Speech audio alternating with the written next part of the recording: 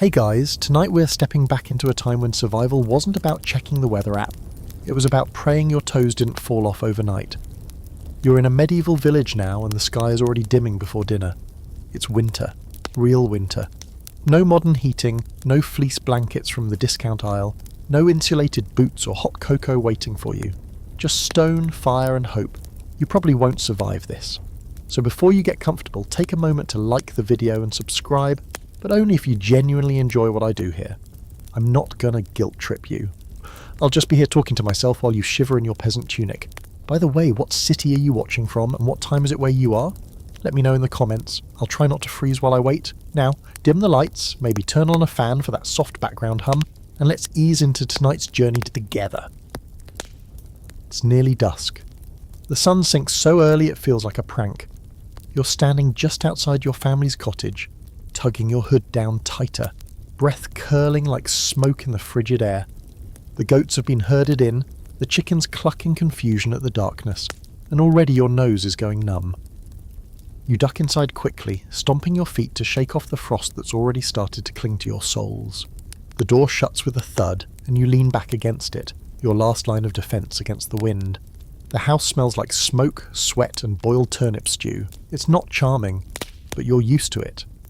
A few candles sputter in clay holders, casting strange shadows along the uneven walls.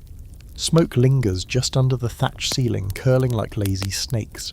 You've come home from the field, or the forest, or wherever the work took you today, and every muscle feels heavy.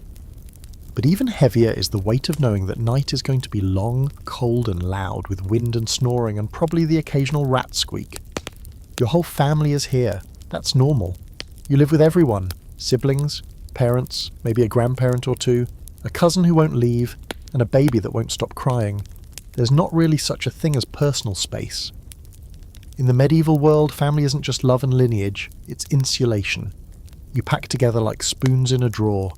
Not because you like each other that much, but because body heat is free. As you glance around, someone is already feeding the fire, coaxing the last light out of the embers from earlier. That hearth isn't just decorative, it's survival. Without it, this house becomes a stone freezer. But firewood is precious. You can't just keep a blaze roaring all night. No, you'll light it in the evening, cook over it, bask for a few fleeting hours, then let it die down until morning. Hopefully the cold survive the night. Hopefully. It's time to bed down, even though it feels like the afternoon. That's winter life. When it's dark, you rest. There's no Netflix to push through the evening slump. You peel off your outer layers slowly, revealing a thick wool tunic underneath. Your nightwear by default. It itches like a curse, but it's better than frostbite. Underneath, you've got a linen shirt. Threadbare, but better than nothing. Your hands are already chapped and raw. There's no lotion. There's lard if you're lucky.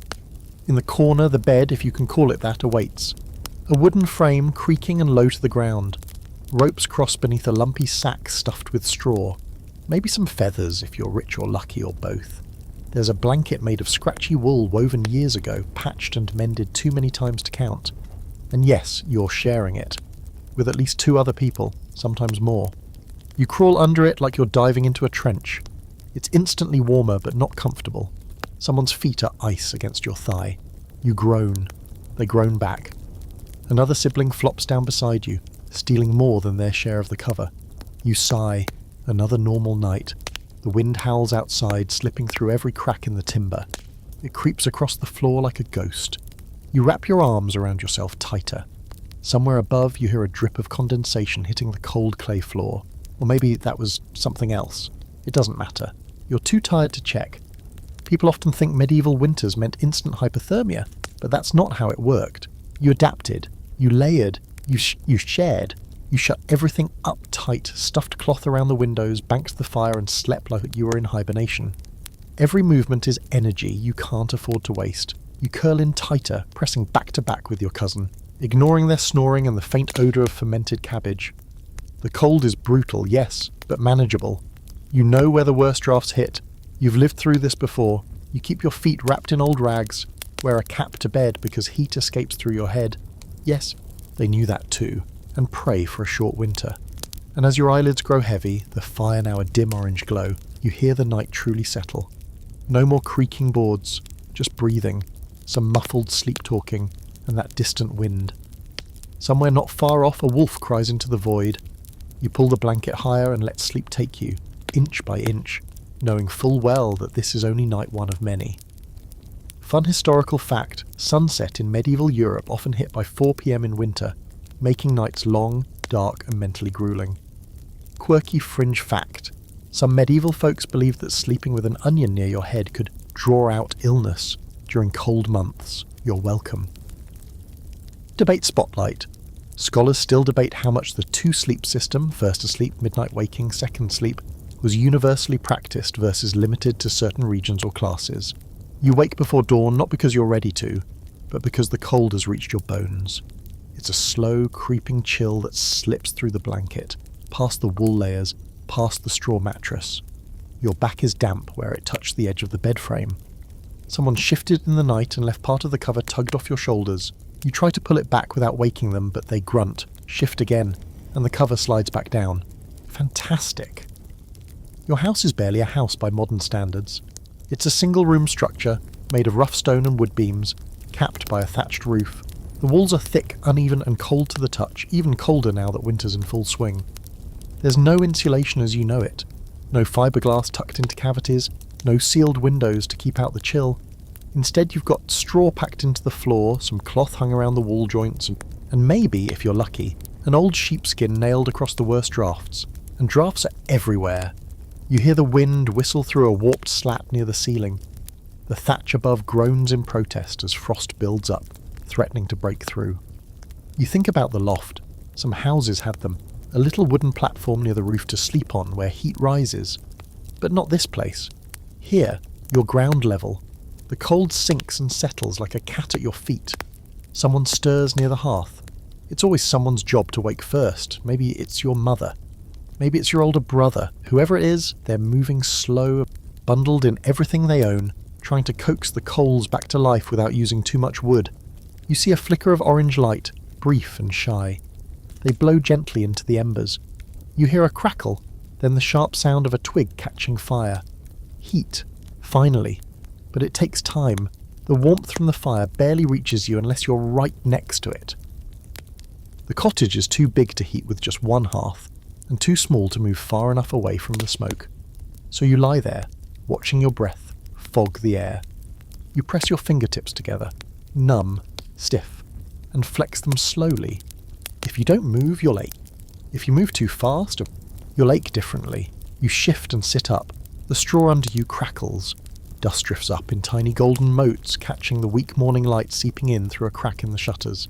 You shake off your cloak and toss it over your shoulders like a tent. It doesn't help much.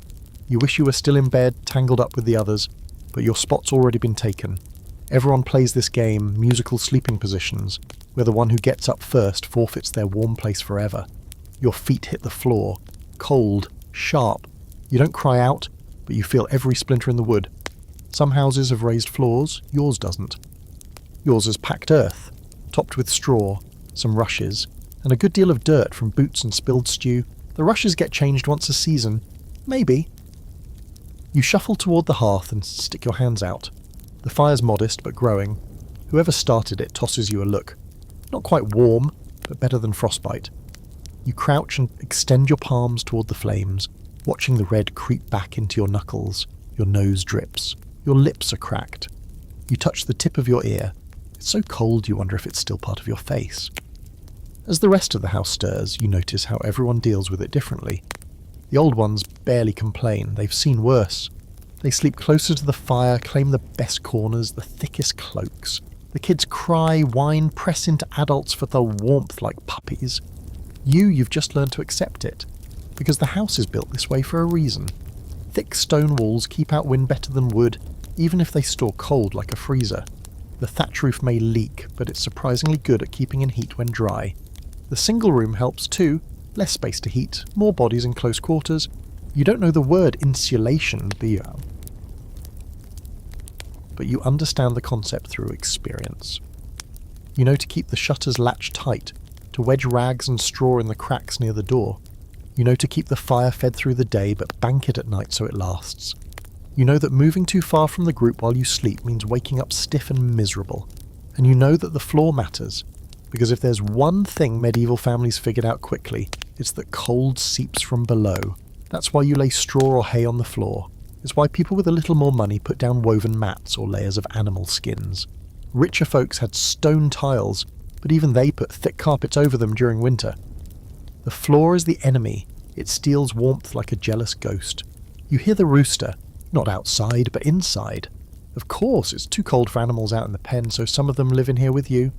Not glamorous, very loud, occasionally smelly, but their body heat adds up. It's not uncommon for pigs to sleep in the corner. Maybe a goat or two. You've kicked a chicken by accident before. Once you woke up with a cat on your face. Survival is not tidy. One of the children sneezes, and someone curses in Latin. That's never good. Illness spreads fast in the winter. No ventilation means that everyone breathes in everyone else's coughs. You wrap your cloak tighter and try not to think about it. The stew pot bubbles gently over the fire now, mostly turnips and leeks. No meat today, maybe not this week. You'll have to earn your warmth in other ways. Historical fact. Medieval cottages often had thatched roofs and one main room for the entire family. This design preserved heat and simplified daily life, especially in the cold seasons. Quirky fact. In some villages, people spread aromatic herbs like lavender or tansy over rushes on the floor. Not for warmth, but to mask the smell of living in one room with animals. Ongoing debate.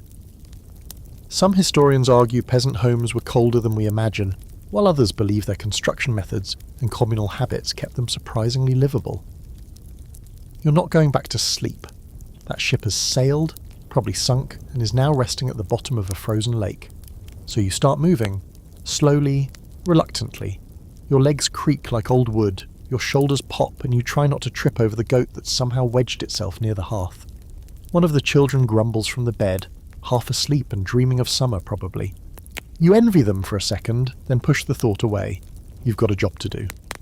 And right now that job is surviving. Before anything else you need warmth, not from the fire, although it's coming along nicely thanks to whoever took fire duty this morning, but from the oldest and most reliable heat source on Earth, human bodies. You glance toward the bed and then the pallets scattered around the room. Everyone is huddled up, layered in cloaks, shawls, tunics, sometimes all three at once, and the truth is, none of you are just sleeping in the same bed because you like each other. You sleep together because your life might depend on it. The bed isn't luxurious. It's a simple wooden frame with ropes stretched across for support and a lumpy mattress stuffed with straw, hay, or whatever was dry and somewhat soft at the time. Some nights it feels like sleeping on a bag of pine cones. Other nights you'd swear the mice are throwing a party underneath. But still it beats the cold floor. The mattress might be mouldy, the blankets might smell like damp wool and wet dog, but once you pile in, bodies pressed shoulder to shoulder, it gets warm, eventually. You remember what it's like, those first 10 minutes after crawling in at night. Everyone's stiff, cold, grumpy. You hiss when icy feet press against your legs.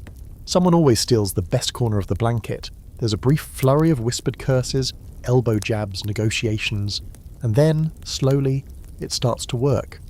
The collective heat begins to settle in, a small miracle in the dark. You stop shivering, your fingers unclench. You drift off to the sound of breathing, snoring, and the occasional muttered dream ramble. It's not romantic, it's necessity.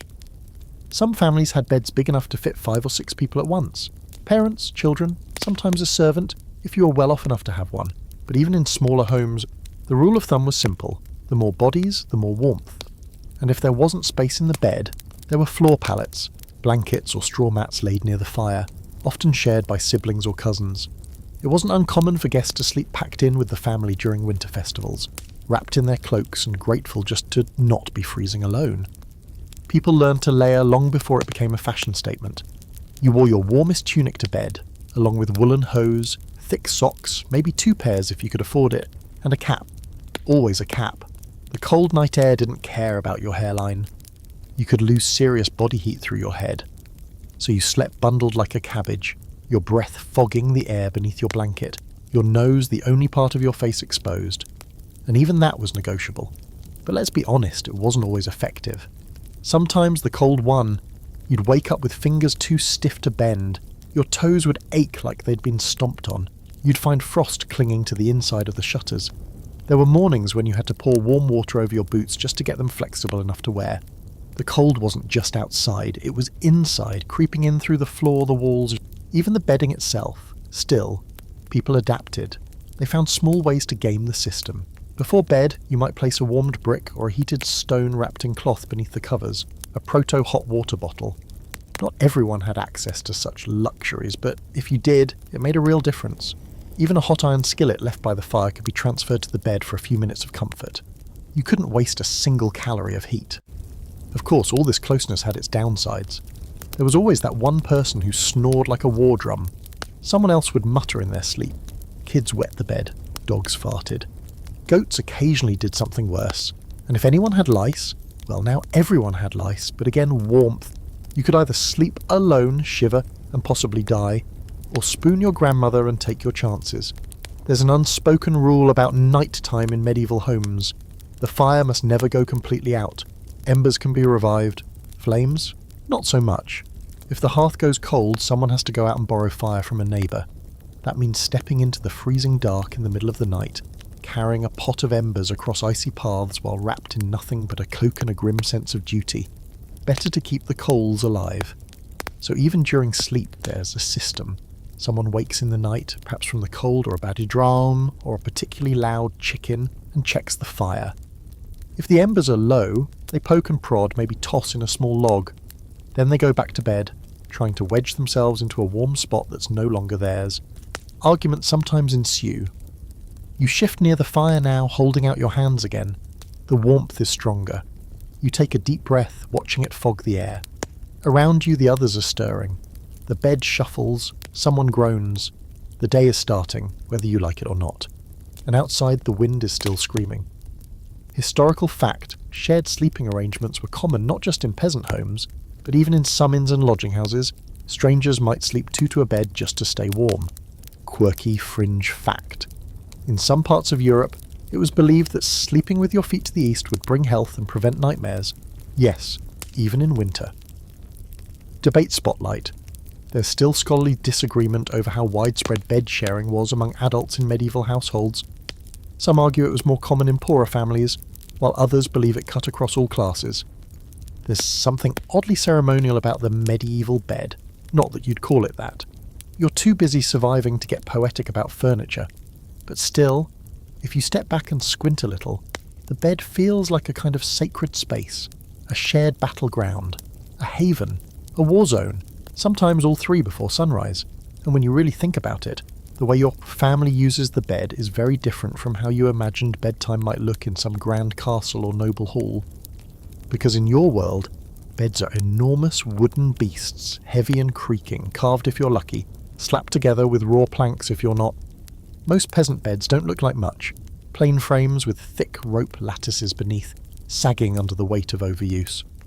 You've had to tighten those ropes more than once, and the phrase sleep tight suddenly makes a lot more sense when you realise it came from a time when loose ropes meant a lumpy, miserable night. Your mattress, a sack stuffed with straw, sometimes hay, occasionally moss or feathers if you're feeling fancy. It's not soft.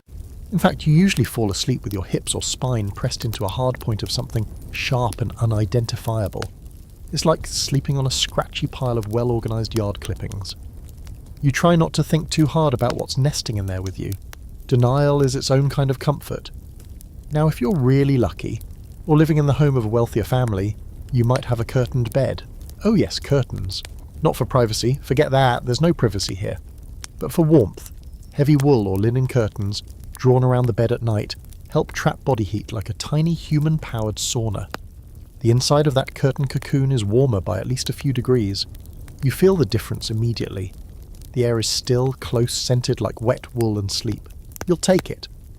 Curtains also mean that you can pretend, for a little while, that the rest of the freezing room doesn't exist. You can forget that there's a chicken pecking around under the table, or a goat occasionally chewing something it definitely shouldn't be. You can pretend that the baby in the corner isn't about to cry again.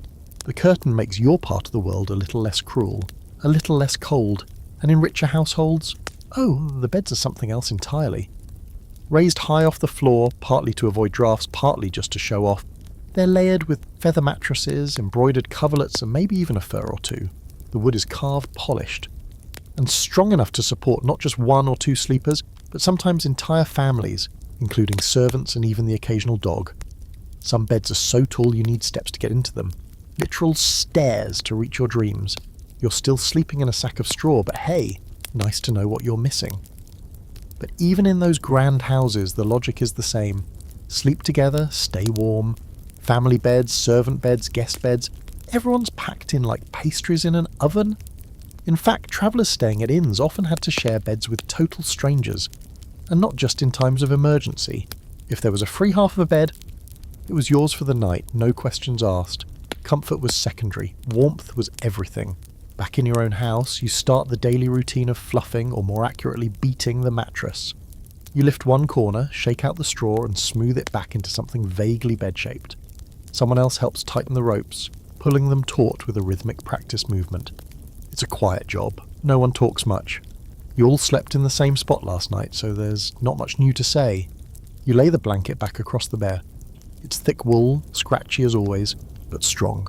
It's been patched and repatched, handed down through generations. Some of the repairs are obvious, big cross-stitched seams in red thread. Others are almost invisible, the work of a patient hand on a cold night. It's not pretty, but it's still here, and that means something. Sleeping in the medieval world isn't just about resting, it's about survival strategy. You learn early on how to position your body to block drafts. You know which sibling makes the best heat source, and which ones kick in their sleep. You learn to breathe shallowly when the blanket starts to smell too strongly of wet wool and old sweat. And most of all, you learn that sleeping is communal. You might not love everyone you sleep next to, but for those coldest winter months, your survival depends on them. That's part of why beds are so big. Not because space is abundant, space is a luxury few have, but because warmth demands closeness. The average medieval peasant family shares one bed. Maybe two, if there's an elder or a newlywed couple who've somehow earned the privilege. But for the most part, everyone crams in. Parents, children, grandparents. Sickness? Death? You still sleep close, you have to. And honestly, it works. Your shared heat makes the bed the warmest place in the house by far. You dread getting out of it in the morning even though you do it every day. You remember nights when snow hit so hard that it piled up against the door and froze it shut. And the only warmth came from that collective huddle beneath the threadbare blanket. You remember sharing dreams, stories, even secrets in that bed, whispering into the dark while the wind howled beyond the walls. Of course, not everyone romanticizes it. Some folks complain endlessly, the snoring, the smell, the elbows in your face. But when the frost starts creeping across the window shutters and your breath fogs the air, you all stop complaining.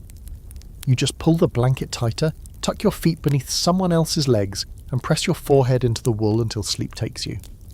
Because in the end, that bed is more than furniture. It's your fireplace when the fire dies out. It's your shield against the cold. It's the one place where your family becomes not just company, but climate control. Historical fact. The medieval great bed often slept multiple family members and could be passed down through generations as a prized possession and symbol of stability. Quirky fringe fact. One 16th century bed still preserved today, the Great Bed of Ware, is over 10 feet wide and reputed to sleep 4 couples at once. It was probably more novelty than norm, but still, imagine that sleepover. Debate spotlight. Some historians argue that shared beds were a necessity born purely from poverty, while others suggest they also reinforce social bonds and community traditions within households. It happens every night. Like clockwork, right around the time your body finally settles into something close to sleep, it strikes. Nature calls. You fight it at first. You shift under the blanket. Wedge yourself deeper into the mass of warmth and limbs and pretend you didn't feel it. You try to will your bladder into submission, but deep down you already know you're going to have to get up, and it's going to be miserable. You sigh. It's a quiet, desperate sort of sigh, the kind that says, I'd rather be eaten by wolves than step out from under this blanket. But dignity only lasts so long. Eventually, you start peeling yourself away from the warm huddle. It's like leaving the only patch of sunlight in a snowstorm. The cold slams into you like a wall. Your breath fogs instantly. Your toes scream in protest, and the blanket flops down behind you like it's judging your life choices. There's no bathroom. You know this. Of course there's no bathroom. This is the medieval period, not a countryside Airbnb. If you're lucky, there's a chamber pot nearby. A wide ceramic or metal bowl tucked in a corner, ideally not already too full. If you're less lucky, it's out in the main room. or someone else has just used it and forgotten to dump it, in which case you might seriously consider holding it until sunrise, but you don't, because you've been through this before and you know what happens when you try to wait too long. So you grope your way across the room in the dark, whispering apologies to every living creature you accidentally step on. Someone mutters something from the bed. You ignore them. The fire is out now, or nearly, just a few dying embers offering a faint orange glow. It's not enough to see by, but just enough to throw weird, twisted shadows on the wall, which, in the middle of the night, is less than comforting. You find the chamber pot. Thank every saint you can think of. It's cold. Everything's cold. You do your business as fast as humanly possible, trying not to think about the sound, the smell, or the fact that you'll be the one emptying this later if you're the first awake. There's no toilet paper. You've got cloth rags, or maybe moss, depending on how well supplied the household is this week. You've learnt not to complain. Complaining doesn't make it warmer, or less disgusting. Now comes the worst part, getting back in bed. You turn, already missing the faint heat of the sleeping pile. You move fast, or try to, but the cold air has made your joints stiff. It's like your limbs are moving through syrup. You lift the blanket and crawl back under, aiming for your original spot, but someone's shifted into it. Of course they have. There are no assigned seats in this bed, only temporary claims and the unspoken rule that warmth belongs to whoever holds it. You wedge yourself into the nearest gap, elbows and knees meeting resistance. Someone grumbles, you elbow back. It's a dance as old as time, and no one wins. Eventually you find a spot that's at least 30% yours, and you try to warm it up before your body goes completely numb. Your feet are blocks of ice. You push them against your siblings' calves. They yelp and kick, but you hold your ground. Cold feet are a weapon and a right. Sleep comes slower the second time. Now you're more awake than you wanted to be. You can hear everything, the wind pressing against the shutter, the occasional creak of the timber frame, a rat rustling in the corner where the grain sacks sit. You wonder if the fire will last till morning.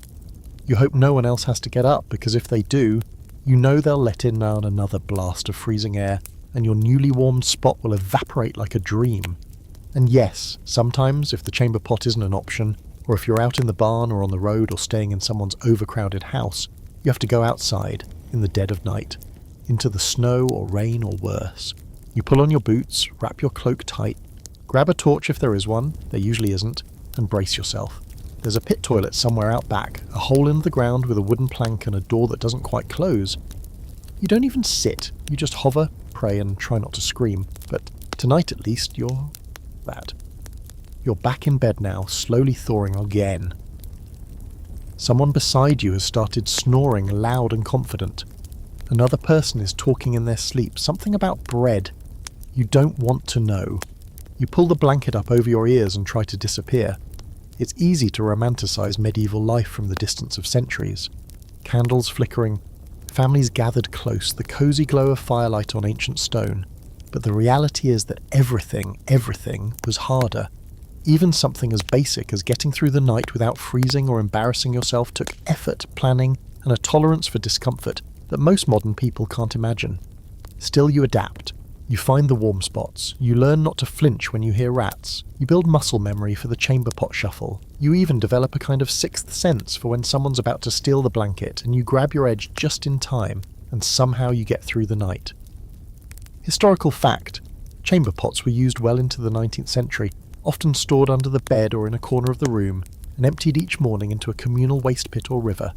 Quirky fringe fact: in some areas, people placed iron tongs or knives near the bed to ward off nighttime spirits, especially when they had to get up during the witching hour. Debate spotlight. Historians still argue over how often medieval families used outdoor versus indoor options for relieving themselves, especially in winter months. Records vary by region and class. You're awake again, this time not because of your bladder or someone elbowing you in the ribs, but because something's wrong, subtle but wrong. You open your eyes to the faint red flicker dancing across the far wall. That can't be good. You sit up slowly, groggy, your blanket falling off your shoulders like a shrugged-off promise. The fire, the hearth, it's almost out. You don't panic exactly, but your heart starts thudding like a muffled drum. That fire is the difference between a tolerable night and a dangerous one. Not just for you, but for everyone. If the embers die entirely, you'll wake up to a room filled with foggy breath, stiff fingers, and the kind of frost that creeps across the walls like ivy. Worse still, someone might have to venture out into the night to beg a coal from a neighbour, assuming they even have one to spare. So you rise, again, a little more irritated this time, but with a creeping sense of duty. You shuffle across the room toward the hearth, careful not to trip over the cat. Or is it a chicken? It moves, offended, and disappears into the shadows. You crouch by the fireplace. It's glowing faintly, the coals like sleeping eyes. A small pile of twigs rests nearby, and a few logs lean against the wall, hoarded carefully. Firewood doesn't grow on trees, not in winter, not when everything's wet or frozen. You gently poke the coals with a long stick, stirring them back to life. A few sparks jump. That's good. You add a dry twig, then another. You blow gently at first, then harder, until the tip of your nose goes numb from the effort. There's a familiar whoosh, and a small flame dances up, licking at the twig. You feed it more, coaxing it along like a sick child. You can feel the heat starting to return, just enough to flush your cheeks. Your fingers tingle with gratitude. No one else wakes up. They're all used to it. Someone always gets the short straw. You glance back at the bed and the pallets scattered around. A few shapes twitch in their sleep. One person groans and rolls over, but mostly it's silent, peaceful in a way, just the soft crackle of fire, the whisper of wind outside and your own breathing in the cold dark. Keeping the fire alive isn't just about warmth. It's a kind of ritual, one passed down without much ceremony, but never forgotten. You were shown how to do it as a child, how to bank the coals under ashes so they last, how to arrange the wood so it catches, how to whisper to the flame like you're asking it for a favour. Because you kind of are. And if you get it wrong, you risk a night without heat. Or worse, you risk starting a fire that burns down your house. That's happened before in other villages. Someone got too confident, added too much too fast, and the dry thatch above caught like tinder. There's a reason every house has a water bucket nearby, even if the water inside is frozen solid half the time. You settle onto a low stool, still watching the flame grow. You wrap your cloak tighter around yourself and let your thoughts wander. The fire becomes a kind of meditation. You're tired, sure. Your legs ache. Your back twinges every time you shift, and your stomach's already thinking about breakfast. But for now, you're just here, keeping the warmth alive. It's funny how much responsibility the hearth carries. It's the heart of the home, literally and figuratively. It's where meals are cooked, where stories are told, where wounds are cleaned and prayers whispered. It's where people gather, not just for comfort, but for survival. When the world outside is frozen and cruel, the fire is the one thing standing between you and the abyss. You glance up at the chimney hole above. Smoke curls upward into the night, escaping through a gap in the roof that's been blackened by centuries of soot. In the dead of winter, smoke doesn't rise easily. The air presses down with a stubborn chill, and sometimes the smoke gets trapped, curling around your heads, making your eyes burn. Still, it's better than nothing. And there's always a danger that the fire dies without anyone noticing. That's happened too. Once, your uncle's fire went out, and no one had spare coals to lend. He had to walk to the next village, carrying a bucket of half-frozen ash and begging for a glowing ember. By the time he got back, his fingers were nearly frostbitten. Now, he wraps them in wool even during summer. Says they never quite stopped aching. You add one more log cautiously. It hisses with moisture but catches slowly. The glow strengthens. You feel it radiating toward you now, reaching your face, your knees, even your chest. A small luxury this moment. For a few minutes you're not freezing. You're just tired. But you'll take tired over frozen any day. Eventually you stand as the stool creaks. You stretch your arms out, feel your joints pop. Your breath rises in the firelight like smoke. You want to return to bed, crawl back into the shared heat and drift off until morning.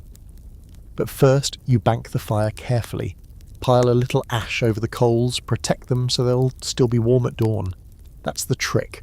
Let the flame sleep but never die. You lie back down, this time closer to the fire than before. The spot is cold at first, of course it is, but you curl into yourself, wrap your arms around your ribs and pull your cap down over your ears. Slowly, the warmth you've earned begins to seep in. The fire crackles once, like a thank you. Someone stirs and rolls toward you, grumbling in their sleep. Another night, another narrow escape from frost. Historical fact. In most medieval homes, the central hearth was not only the main heat source, but also the cooking station and spiritual centre. Some even featured a family shrine nearby. Quirky fringe fact: in Northern Europe, some families would bury bread crusts in the ashes of the hearth to keep evil spirits out and ensure the fire stayed strong overnight.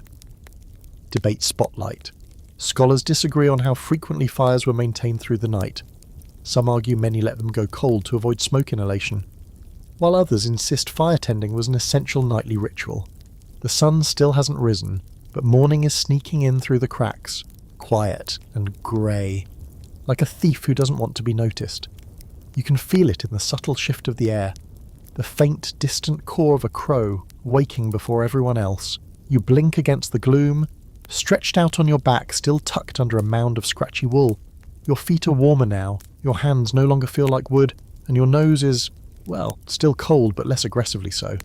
That's a win. The fire's holding, barely. A weak orange glow peeks out from under the ash, just enough to keep the frost off the walls. It's still cold, your breath is still visible in the air, but it's not bone deep, not the sharp bite of midnight cold. This is morning cold, a little gentler, but not by much. Now comes the next question. Do you get up or do you stall for a few more precious minutes of warmth? You already know the answer, but you let yourself pretend anyway. You stretch beneath the covers, pulling one leg up, then the other, careful not to bump the person next to you, your little brother, still snoring like a congested bear. You'd love to stay here all day, tangled in this sad bundle of shared fabric and body heat, but the truth is, there's work to do. The kind of work that doesn't care if you're warm or rested or even conscious. You roll onto your side and start the ritual of getting dressed without leaving the bed. This is a skill, a talent, an art form, passed down through generations. Step 1. Locate your clothes. Not always easy in a house where garments double as pillows, blankets, and sometimes insulation for the windows. Your tunic is wadded into a corner of the bed. You tug it free, shake it out, and wince at how stiff and cold it is. It feels like a frozen towel. Still, you wriggle into it under the covers, trying to trap some of the residual body heat before it escapes. Next, hose. Not pants, not exactly. These are like leggings. Woolen, stretchy in the worst way, and designed to cling to your legs like judgment. They're always slightly damp. Always. You shimmy into them with the skill of a contortionist, trying not to let the cold fabric touch too much bare skin. Then come your socks, thick and coarse, possibly older than you. Then a second tunic, maybe a cloak, maybe another shawl around your shoulders if you're lucky. Layering is everything. That's the real trick of sleeping through medieval winters. You never take off more than you have to, and you always add more than seems reasonable. People didn't have closets full of outfits. They had a few items they wore until they fell apart, then stitched them back together, then wore them again. Every layer is a barrier between you and the cold, no matter how ugly, itchy, or pungent. And when it comes to sleeping wear versus day wear, they're usually the same thing. You sleep in your tunic, you work in your tunic, you go to church in that same tunic, maybe with a slightly cleaner one over top. You don't strip down unless you're bathing, and in winter, that happens very rarely. Once a week, maybe, once a month, more like it. Your clothes become a second skin, an itchy, smelly, vital skin. As you sit up fully, your blanket slides off and the cold clamps down instantly. It's always a shock, no matter how many mornings you've done this. The room is dim, the fire struggling, and your breath still curls like smoke. The others are starting to stir now. Your mother wraps her cloak tighter around her shoulders. Someone coughs. One of the smaller children whines and buries their face in the blanket. You sympathise deeply. There's no time to linger.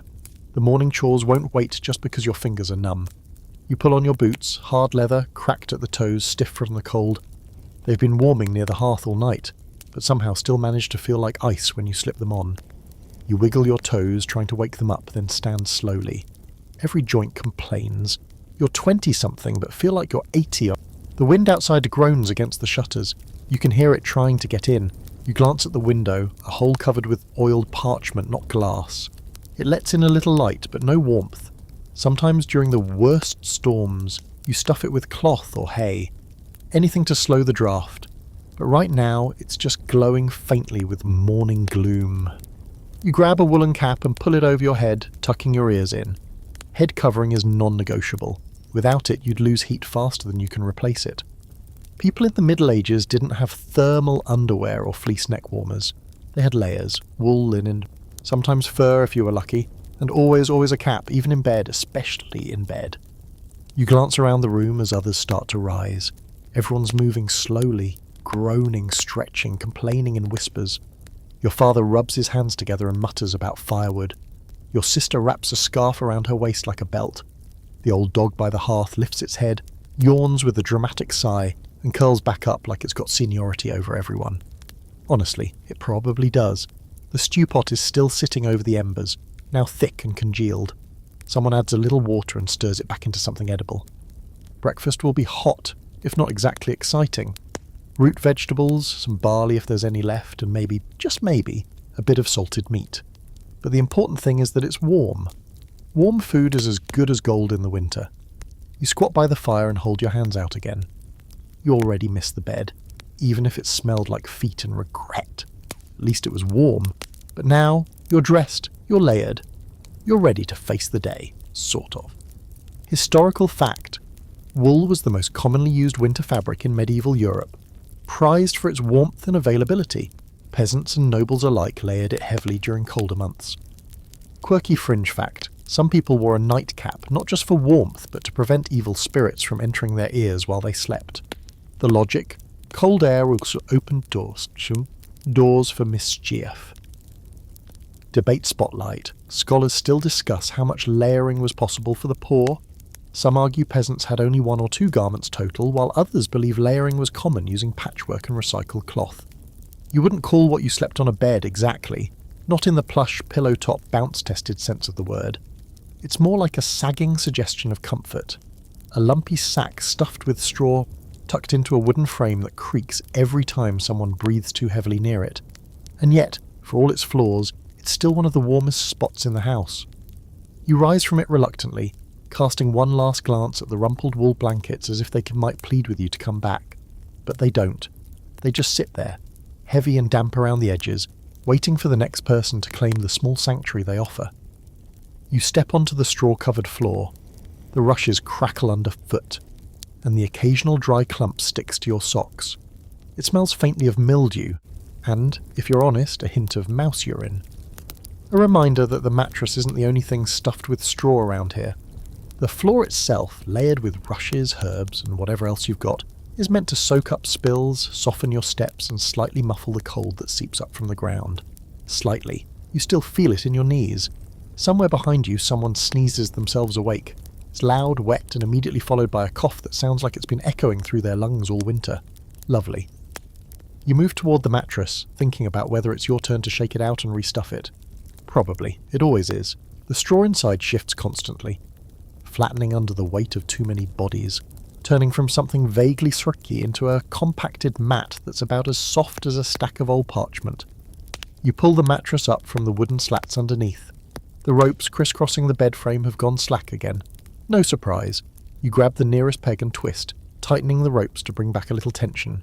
The phrase "sleep tight" suddenly clicks again in your head, as it always does during this chore. You feel oddly smug every time you remember that little linguistic nugget. It's the kind of fact you wish you could toss into a conversation at a fancy dinner party, if such a thing existed in your life, which it definitely doesn't. With the mattress hoisted, you shake out the straw. Bits of it drift into the air, catching the firelight like golden dust. Some of it's mouldy, and there's a suspicious lump near one edge that you decide not to investigate too closely. You'll refill it later, maybe even mix in a little fresh hay from the barn. If you're lucky, you'll find feathers, though not many. Feather beds are rare treasures, usually reserved for nobles, clergy, or the local healer with a mysterious income stream. You pause for a moment, rubbing the back of your hand across your forehead. Your breath fogs again in the cold air.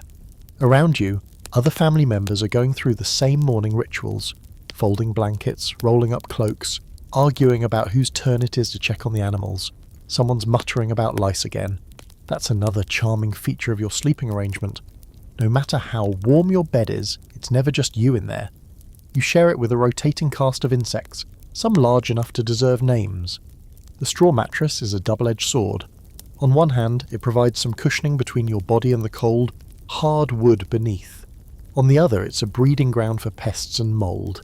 You try not to think about what lives inside it. You try not to scratch too much during the day, or examine the little bites on your legs in too much detail. There are herbs for this. Lavender, tansy, wormwood. Sometimes they help. Sometimes they just make the bed smell vaguely like a soup you'd never want to eat. Still, this mattress is a point of pride in its own odd way. You remember when it was stitched. Your mother spent 3 days at it, muttering as she worked, stuffing it with a careful blend of straw and handpicked thistledown. You helped. Your fingers turning red from the rough cloth. It was never perfect, but it was yours. And compared to the pallets on the floor, or worse, a bare patch of earth in a barn, this thing feels like royalty. You step back and take stock. The bed is as good as it's going to get for now. The blankets are draped over a bench to air out, steaming faintly in the fire's heat. You think about beds in castles, how the nobility have mattresses filled with goose feathers, fine linen sheets, and actual pillows. You've never touched a pillow, not a real one. Sometimes you bundle up an old cloak and fold it twice for neck support. It smells like sheep and wet wood, but it does the job. You've heard stories, maybe exaggerated, maybe not, of royal beds so soft you sink into them like dough. Beds with velvet hangings, fur-lined blankets, and warming pans filled with coals to take the chill off before sleep. And you wonder, just briefly, what that kind of comfort feels like. What it would be like to lie in bed and not feel your spine rebel. But daydreaming is a luxury, and you've got work to do. You tie up the bed ropes one last time and pat the mattress into the place. Lumpy, but better than nothing. Tonight, when you crawl back into it, it'll be a little softer. A little less mouldy. Maybe even a little warmer if the day's fire burns well and you remember to tuck the blanket in at your shoulders. One of the younger children comes over, dragging a corner of the blanket behind them like a reluctant ghost. They're sniffly, bleary-eyed, and clearly hoping someone else will take care of the chores. You hand them a small bundle of herbs and tell them to scatter it over the straw. They look confused, but they do it. It's not much, but sometimes a little scent of sage or thyme can mask the rest of the smells that come with too many people sleeping in the same room on reused straw. You glance out the window at 8 Light is building now, thin and watery, like broth that's been boiled too many times. The world outside is grey and cold, but the bed behind you still holds the faint echo of warmth. It's not perfect, but it got you through another night. Historical fact: most medieval beds used a lattice of ropes to support the mattress, which had to be regularly tightened to prevent sagging, hence the expression sleep tight. Quirky fringe fact: in some regions families would place blessed coins, dried herbs, or even bits of iron inside mattresses to ward off evil spirits or illness during winter. Debate spotlight. Historians still debate how often straw mattresses were cleaned or changed. Some believe they were replaced seasonally, while others argue most were used until they practically disintegrated. The windows in your cottage aren't really windows, not the way you might think of them. There's no glass, no double panes, no cheerful frosting of condensation like you would find in a modern kitchen, just rectangular openings in the walls, small and irregular, covered by stretched parchment that has been rubbed with animal fat to make it semi-transparent. It lets in a dull yellowish light, enough to tell you that the sun is technically out there somewhere, but it doesn't do much else. It certainly doesn't keep out the cold. You run your fingers along the edge of the frame. The cloth that's been stuffed into the cracks is damp and beginning to freeze. That's the thing about medieval winters. They find the smallest gap and shove themselves through it like a pickpocket.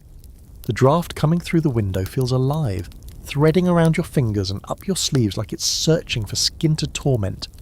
You tug your cloak tighter and reach for more stuffing, rags, straw, even a few dry reeds you pulled from the riverbed last autumn, anything to plug the holes. Some households don't even bother with the parchment, they just have shutters, wooden slabs that swing closed over the openings.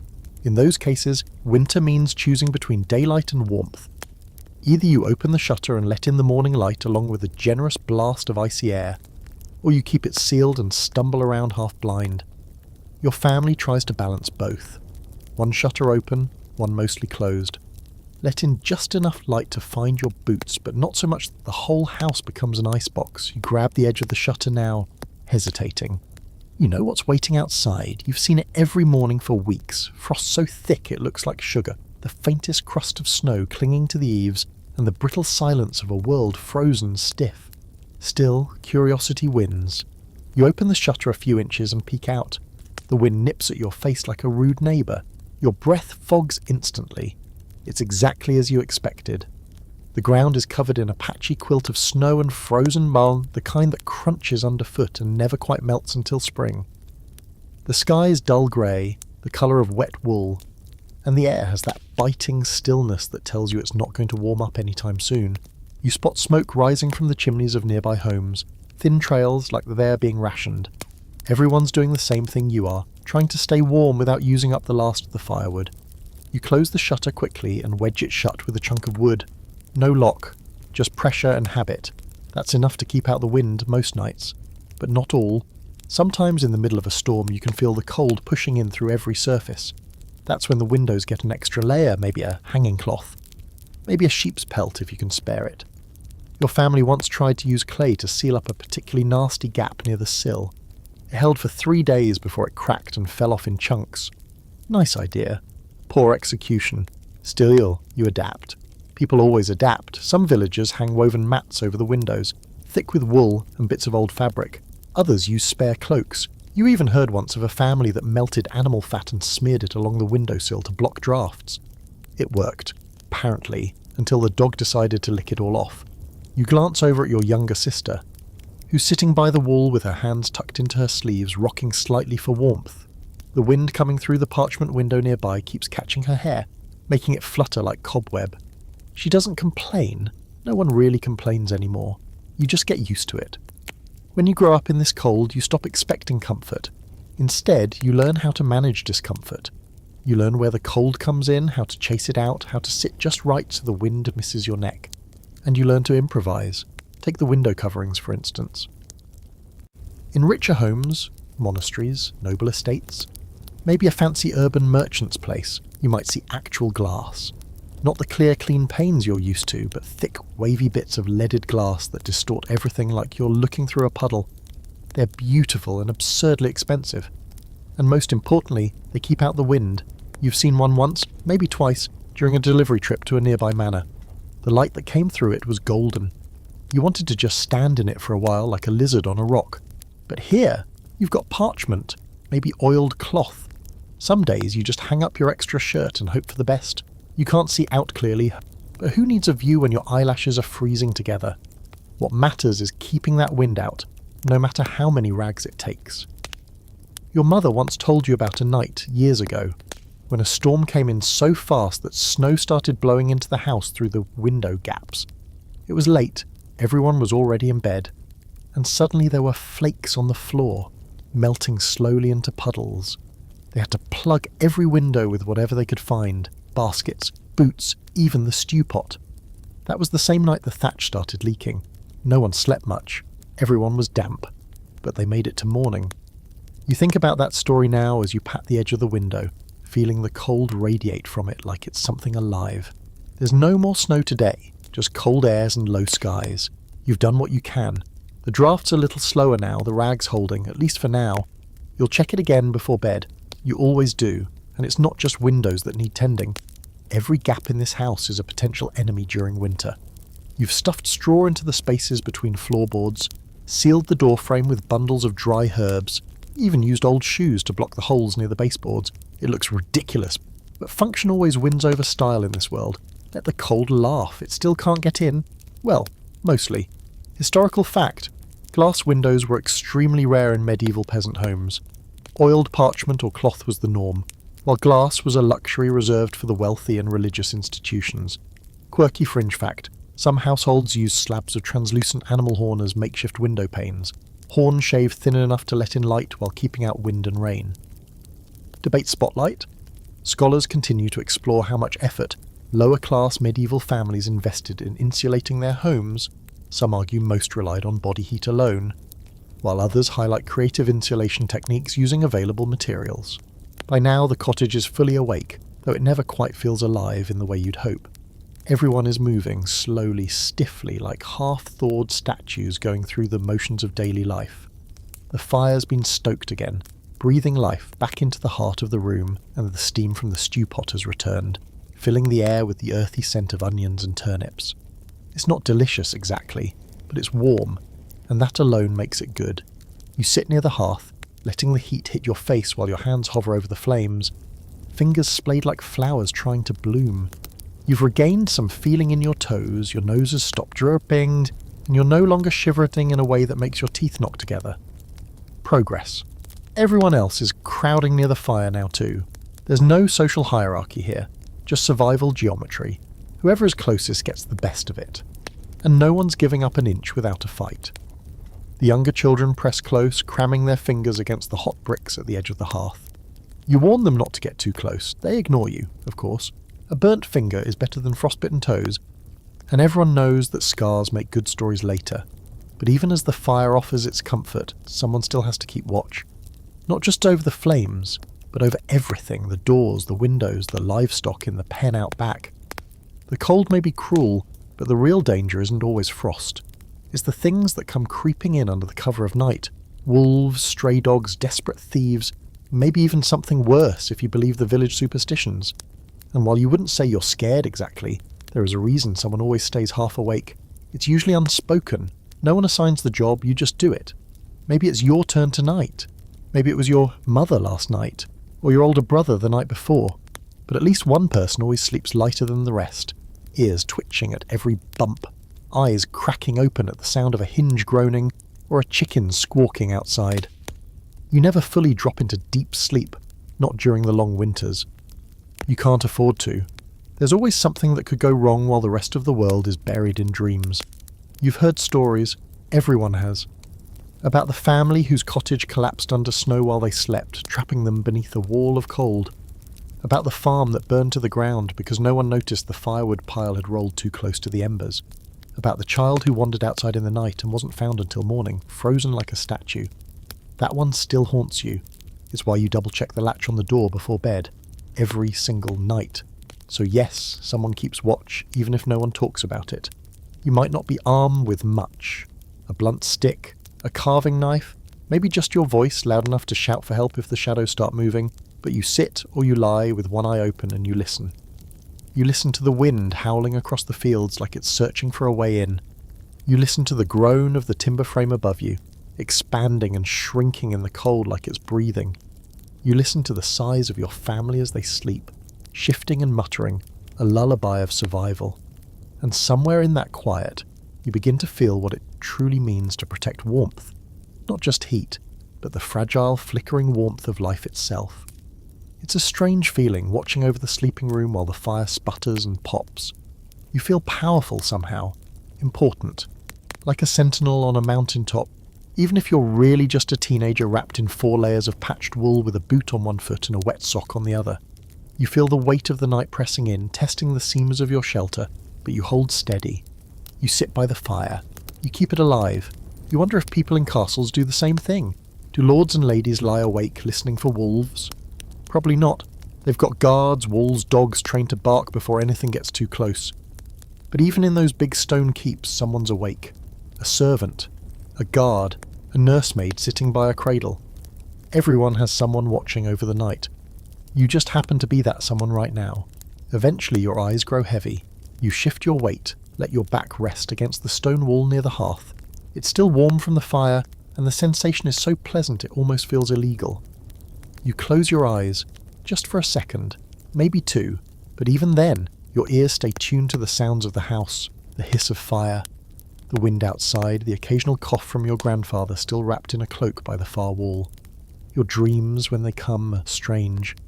Half-waking things filled with the rhythm of chores and the scent of smoke. In them, you're still by the fire, still on duty, still listening.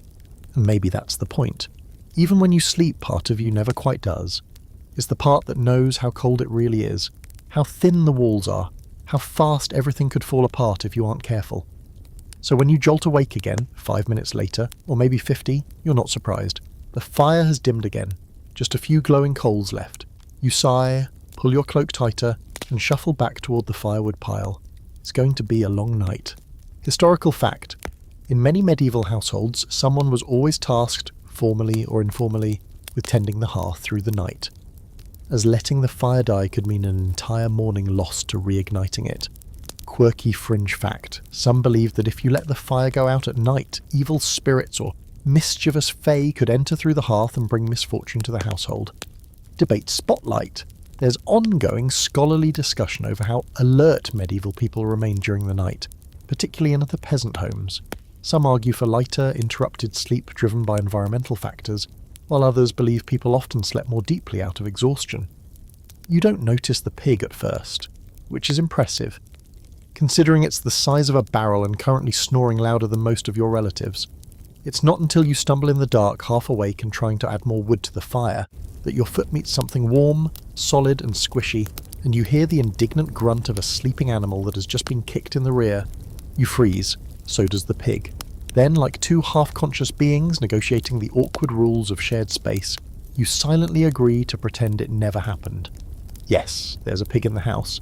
Actually, this time of year it's not even surprising. When the wind turns cruel and the earth gets crusted in ice, it's every warm body for itself. Livestock, if small enough, comes inside. Chickens, goats, pigs, sometimes even sheep if the barn is too cold or too far. You've had a cow in here once, that was chaos. Never again. The pig, though, this one's a regular. You raised her from a piglet. She's seen things, she has seniority. She's curled in the corner near the hearth, stretched out on a bed of straw, snoring, with the full-bellied authority of someone who's warmer than you and absolutely knows it. The fire crackles gently nearby, casting a flickering light over her coarse hide. You envy her a little. She's not worried about drafty windows or frostbitten fingers. She just sleeps and farts in that order. It wasn't always this way. During warmer seasons, the animals stay outside where they belong. But winter changes the rules. The barn becomes inhospitable, even dangerous. Water buckets freeze solid. Hay bales turn to stiff boards. And animals, just like you, can freeze to death in their sleep. So in they come, crossing that invisible line between outside and in. Your house isn't big, mind you. A single room, maybe two if you're fortunate, and definitely not designed for a rotating cast of livestock. But survival has no room for modesty. There's no inside or outside anymore. Just less cold and slightly more cold. So the pig gets a corner, the chickens huddle under the bench, and the goat, well, the goat goes wherever it wants, including occasionally climbing onto the woodpile and knocking everything over in the middle of the night. You've had to chase it out of the bed more than once. It's become a running joke that the goat gets better sleep than the rest of you. And yes, there are drawbacks. The smell, for starters. There's nothing subtle about the aroma of a full-grown pig spending the night indoors. It's earthy, pungent, and deeply committed to staying in your nose for hours. You sprinkle herbs on the floor to help, thyme, rosemary, even some crushed juniper if you're lucky. It helps, a little, but it's like trying to perfume a battlefield. Then there's the noise. Animals don't sleep silently. They snort, grunt, scratch, and sometimes let loose sounds that make you sit bolt upright in the dark, convinced the world is ending. The chickens have no concept of quiet hours. They will squawk at shadows. The goat will complain if the fire gets too low. The pig, mercifully, just snores. Still, they're part of the routine now. You wake up and there they are. The chicken pecks at your bootlaces. The goat is chewing on the hem of someone's cloak. And the pig is still snoring, blissfully unaware that she nearly got booted into the stew pot during the last particularly lean week. You sit by the fire and scratch the pig behind the ear. She twitches once and settles deeper into her nest. You've grown fond of her, even if she smells like damp wool and old boots. She's warm. And in this season, warmth forgives many sins. There's something oddly comforting about sharing your space with animals. Maybe it's the familiarity of breathing alongside other living things. Maybe it's the strange sense of community that comes from knowing you're all suffering together, man and beast alike. Or maybe it's just that the pig gives off enough body heat to justify her presence. This isn't unique to your family, either. Throughout the village, other homes do the same. You've walked past cottages at night and heard the lowing of a cow inside, or caught the flutter of feathers through a cracked door. Some families have built little indoor pens, nothing more than a few planks nailed together in a corner. Others just toss down extra straw and hope for the best. Of course, not everyone approves. There's always that one neighbour who insists that bringing animals inside invites illness. They might not be wrong. You've all had coughs since November, and there's a suspicious rash developing on your younger brother's neck. But the alternative is frostbite and dead livestock, and you can't afford either. Besides, medieval medicine already blames everything from bad air to angry stars for illness. No one's pinning the winter plague on the pig in the corner. You glance at her now, still asleep, her massive belly rising and falling with the rhythm of a creature that has no fear of tomorrow. You wish you could borrow that peace, just for one night. But your peace looks more like a pile of itchy wool, the rattle of wind through the shutters, and the comforting stink of shared survival. Someone stirs behind you. Your mother, probably. She coughs once, low and wet, then wraps her shawl tighter and begins stirring the stew again. The room smells like onions and straw. You hand her a spoon, and she nods at the pig. "Better sleep than any of us," she mutters. You smile. It's true. Historical fact.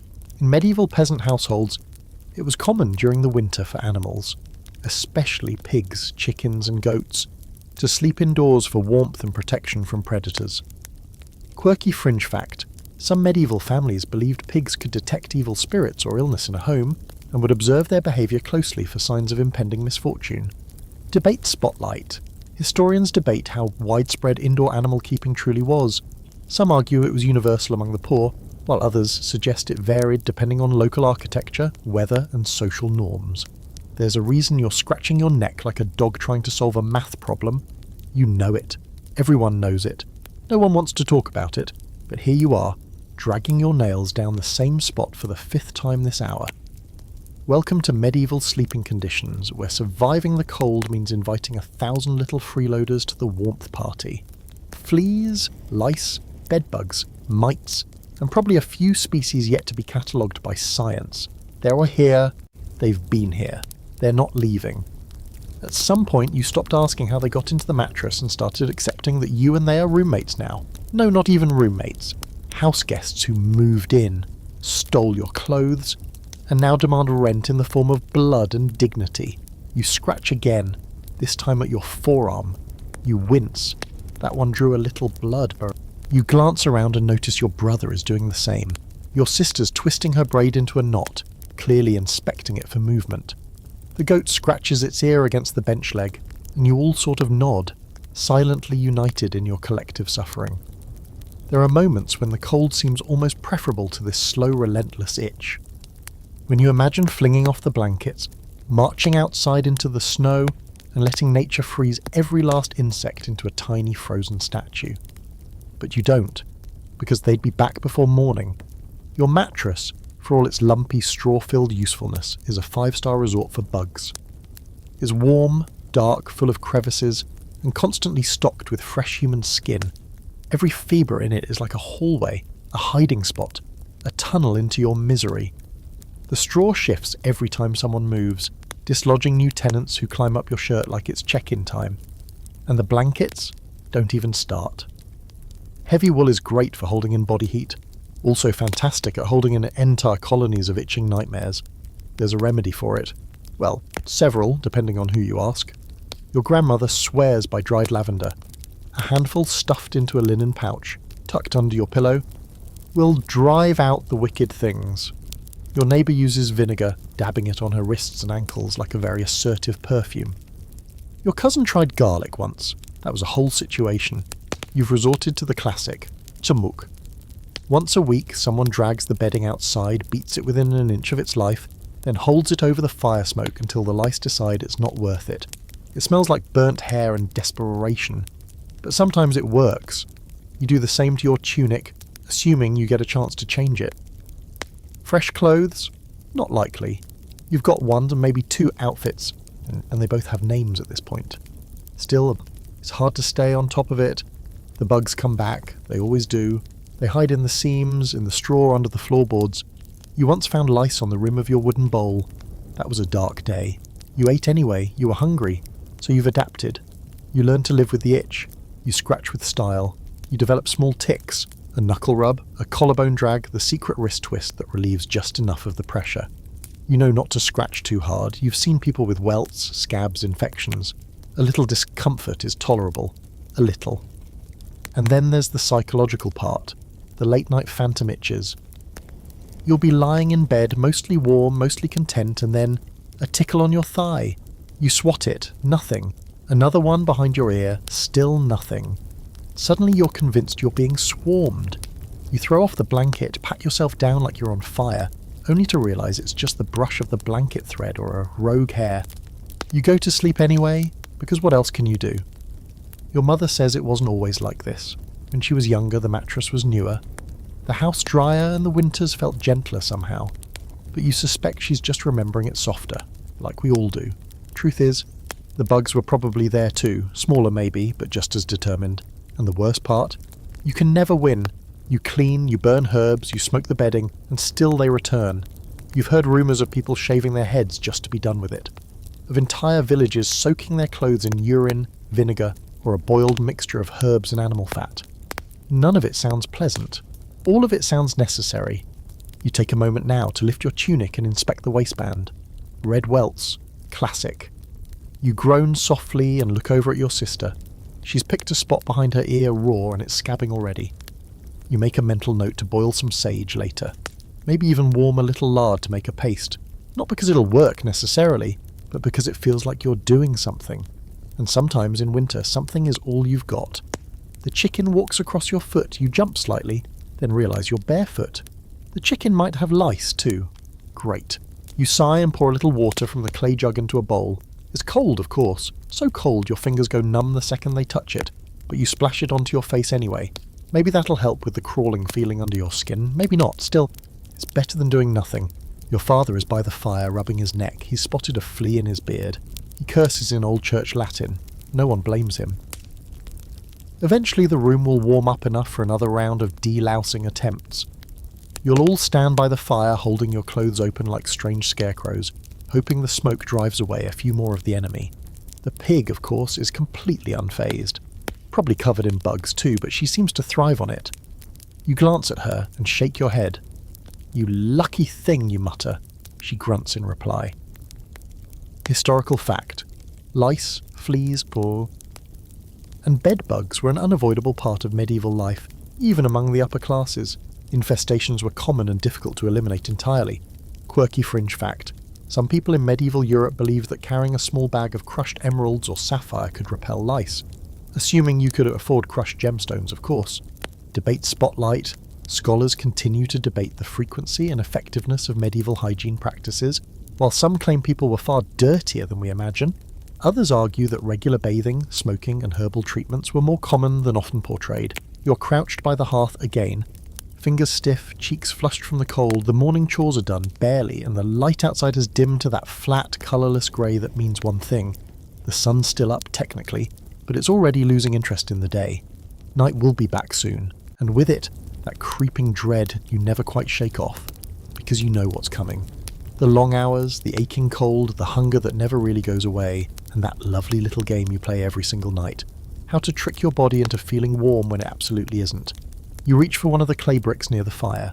It's smooth and darkened with soot, one of the few things in the house that has a specific job and does it without complaining.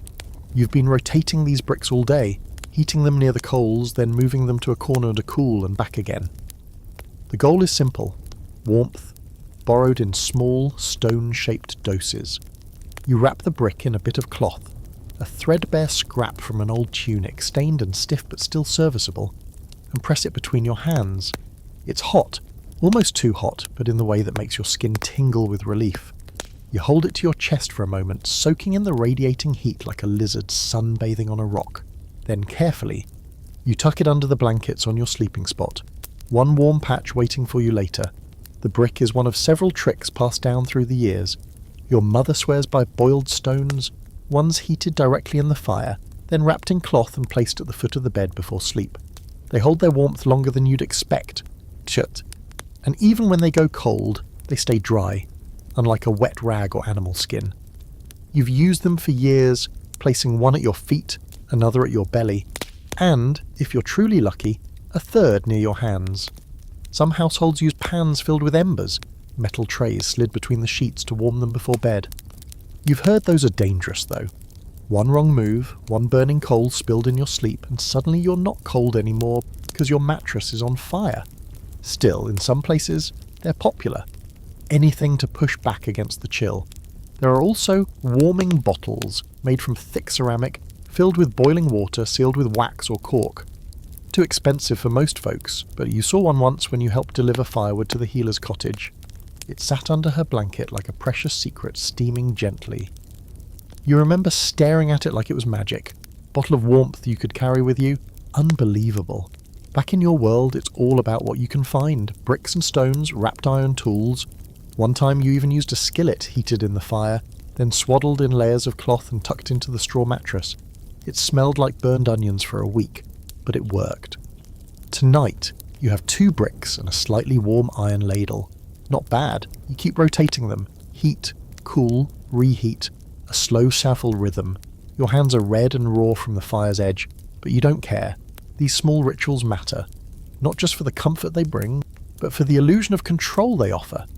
You can't change the wind howling outside, you can't stop the frost from crawling up the walls, but you can make your bed slightly warmer.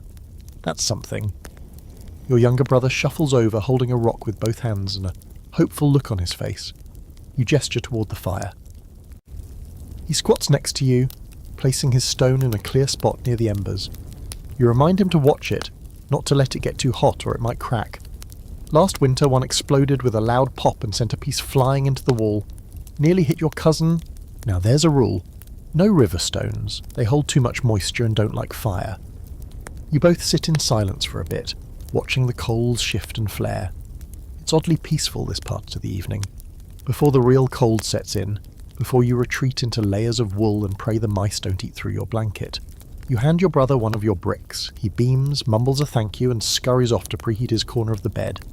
You watch him go, and something inside you warms a little too. Maybe it's pride, or maybe just proximity to the fire. Eventually, you get up and check your bed. The brick you placed earlier has cooled slightly, but still radiates a comforting heat through the straw mattress. You nudge it with your hand, then rearrange the blankets to trap the warmth. You do the same at the foot of the bed, placing the second brick where your feet will go. The ladle you keep for yourself, wrapped in cloth, cradled close like a small metallic pet. You know it won't last all night. The warmth will fade just like it always does. But even an hour of comfort before the deep cold creeps in is worth it. You'll fall asleep easier, you'll shiver less, and with any luck you'll stay asleep long enough to dream of spring. Funny. How much effort goes into such a small thing, heating rocks, rotating them, wrapping them just right. It's a science, no, an art. One born of generations of stubborn, shivering peasants who figured out how to survive with what they had. And when you crawl into bed later, you'll feel it immediately. That one blessed spot, that patch of warmth that says, you tried today, and it helped. It won't chase away the cold entirely, but it'll hold the worst of it at bay, just long enough to let you rest. Historical fact. Heated bricks, stones and metal objects were commonly used in medieval households to warm beds, especially among the lower classes who couldn't afford fireplaces in multiple rooms. Quirky fringe fact. Some medieval herbalists believed that heating specific stones, like agate or obsidian, and placing them under the bed could prevent nightmares and improve digestion. Why digestion? Who knows? Debate spotlight. Scholars differ on how widespread and systematic these heating methods were. While some believe they were universal among the poor, others argue they were more common in regions with harsher winters or access to particular resources like stone or clay. You're sitting by the fire, legs crossed, slowly untangling a bundle of fabric that's seen more winters than you have. It's wool. Coarse, scratchy, the kind that never feels clean no matter how often you rinse it in the stream. But it's yours, or was, or used to be someone else's before it made its way into your hands. The dye has long faded, but you can still see hints of blue. Woad blue, the kind that stains your fingers and marks you as someone too poor for indigo, but still too proud for plain grey. Textiles are precious here. Every thread matters, every patch, every stitch. In a world where warmth is life and new cloth is rare, fabric is as much survival gear as it is clothing. You learn early how to layer, how to wrap a wool shawl so it blocks the wind, how to double a cloak into a makeshift blanket, how to fold a tunic around your arms at night when your sleeves aren't thick enough. Enough. Tonight you're reworking a piece that was once a dress, then a tunic, then a curtain, and now, with a few more seams and some creative folding, it'll be a sleeping wrap for your younger sister. She's barely 6 and thin as a reed. Always cold, always shivering, even with 2 layers on. She needs this more than you do. Besides, Wayne, it's your turn to sleep near the door tonight, where the wind finds every crack in the wood and makes your toes question their will to live. You pull the cloth tighter in your hands and thread your needle through a tear. The motion is automatic, you don't need to look. Your fingers know the path, they have done it 100 times, maybe more. Stitch, pull, knot, repeat. Every household has someone who knows how to repair fabric, and in yours, that someone is you. Wool is your first line of defence in winter. It's heavy, yes, and it smells like wet sheep half the time, but it holds heat like nothing else. You've worn it soaking wet, stiff with frost, even riddled with moth holes, and it still manages to trap warmth against your skin. Linen is cooler, better for underlayers or summer wear. But wool is life. There's a pile of garments by the fire tonight, all needing some kind of attention. A sock with the toe worn clean through, a sleeve half detached from its tunic, a child's shift that has been patched so many times it looks like a quilt. You glance at them all and sigh. You'll get to as many as you can. The rest will wait, or not. That's winter's rhythm. Triage and thread. You run your hand over a strip of old cloak, thick, coarse, dark brown. It used to belong to your uncle. He wore it for years until it frayed at the edges, and one side tore on a nail by the barn. Now, it's been cut down into 3 pieces, one for the dog's bed, one for patching up a blanket, and the last to be sewn into a wrap for your mother's shoulders. Nothing gets thrown away, not ever. Even the smallest scrap gets tucked into a basket for stuffing pillows or binding drafty windows. And the dye, that's another story. You smile faintly, remembering the woad pot bubbling over the summer fire. Your hands stained for days. Woad grows in the nearby hills, a hardy plant with a terrible smell but a gift for colour. You crush the leaves, ferment them, strain the liquid, then dip the fabric in and pray it doesn't come out blotchy. It always does. But the blue is strong even now, even after dozens of washes and a few winters hung over the fire to dry. People trade for woad-dyed cloth. It's not fancy, but it marks the effort. It says you cared. Indigo's reserved for nobles and clerics, but you have your woad, your madder for red, your onion skins for gold. You've seen dresses that look like the sunset and tunics that bloom like moss after rain, all coloured with the earth, stitched by hand and mended 1,000 times. That's the thing. Warmth isn't just fire and bodies and blankets. It's fabric. It's the armour you wrap yourself in each day, then double again at night. It's the scarf pulled over your nose before you go out into the wind, the socks layered 2 at a time, the cap tied under your chin because you heard somewhere that you lose all your heat through your head. You don't know if it's true, but you wear the cap anyway.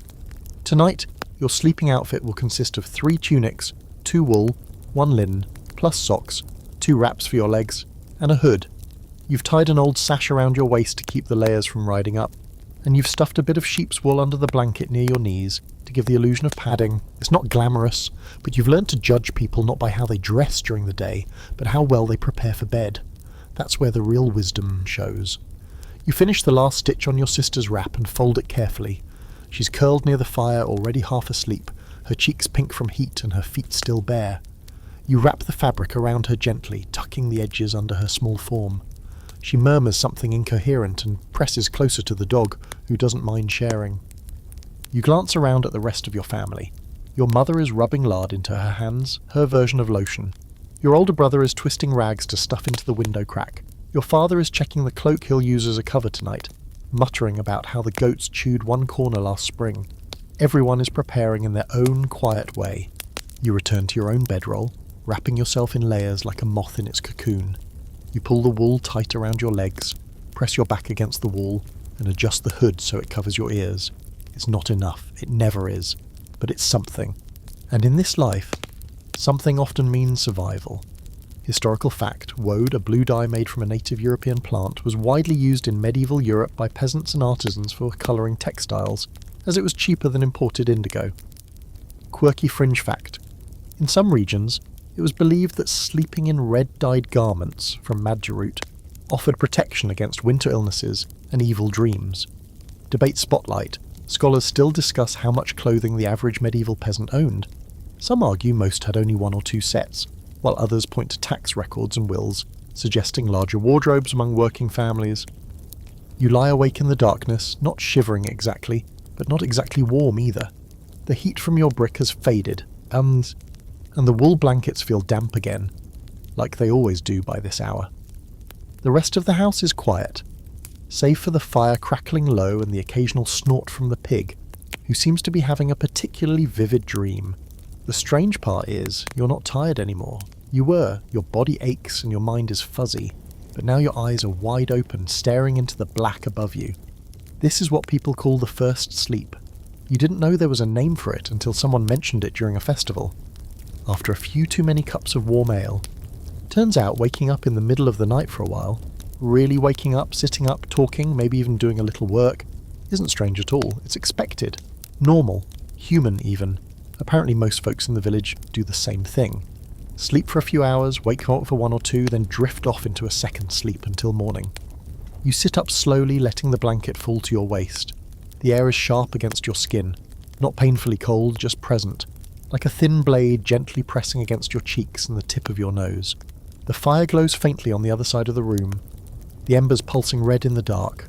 You can see your mother's shape curled up nearby, the dog curled next to her like a makeshift foot warmer. Your little brother mumbles something in his sleep and turns over, stealing more of the blanket you both share. This middle-of-the-night moment feels private, even though you're still surrounded by people. Everyone is half asleep or somewhere between sleep and dream. And you're just waiting, thinking, letting your thoughts float in the dark like bits of ash from the fire. You've noticed others use this time differently. Your father sometimes gets up to sharpen tools by candlelight. You've seen your older sister pray during these hours, kneeling near the hearth with her shawl over her head, whispering words to saints you've never heard of. Some neighbours even use this time to visit each other. You've heard voices outside before, quiet footsteps on snow, gentle knocks at doors, whispers exchanged in the cold. Not every visit is innocent either. There are stories. You've only ventured out once during this time, last winter, to fetch more firewood. The snow was high and crusted over, crunching underfoot like old bones. The moon lit everything in that strange silver light that makes the world feel colder, sharper. The stars blinked above you like they were keeping watch, and for a brief moment you understood why some people say this is when the veil between the worlds is thinnest.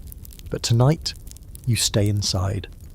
You shift your legs out from under the blanket, wincing as the cold nips at your knees. You reach over and grab your second brick, cool now but not icy, and hug it to your chest. It's something to do, something to hold. You rest your chin on it and let your mind drift. This first sleep, second sleep rhythm makes sense in winter. Nights are so long, the sun sets early and rises late. If you tried to sleep straight through, you'd end up lying awake for hours, wasting fuel and sanity. So you break the night in half. Sleep, wake, sleep again. Some call it a watch, especially among shepherds and monks. Others just call it night.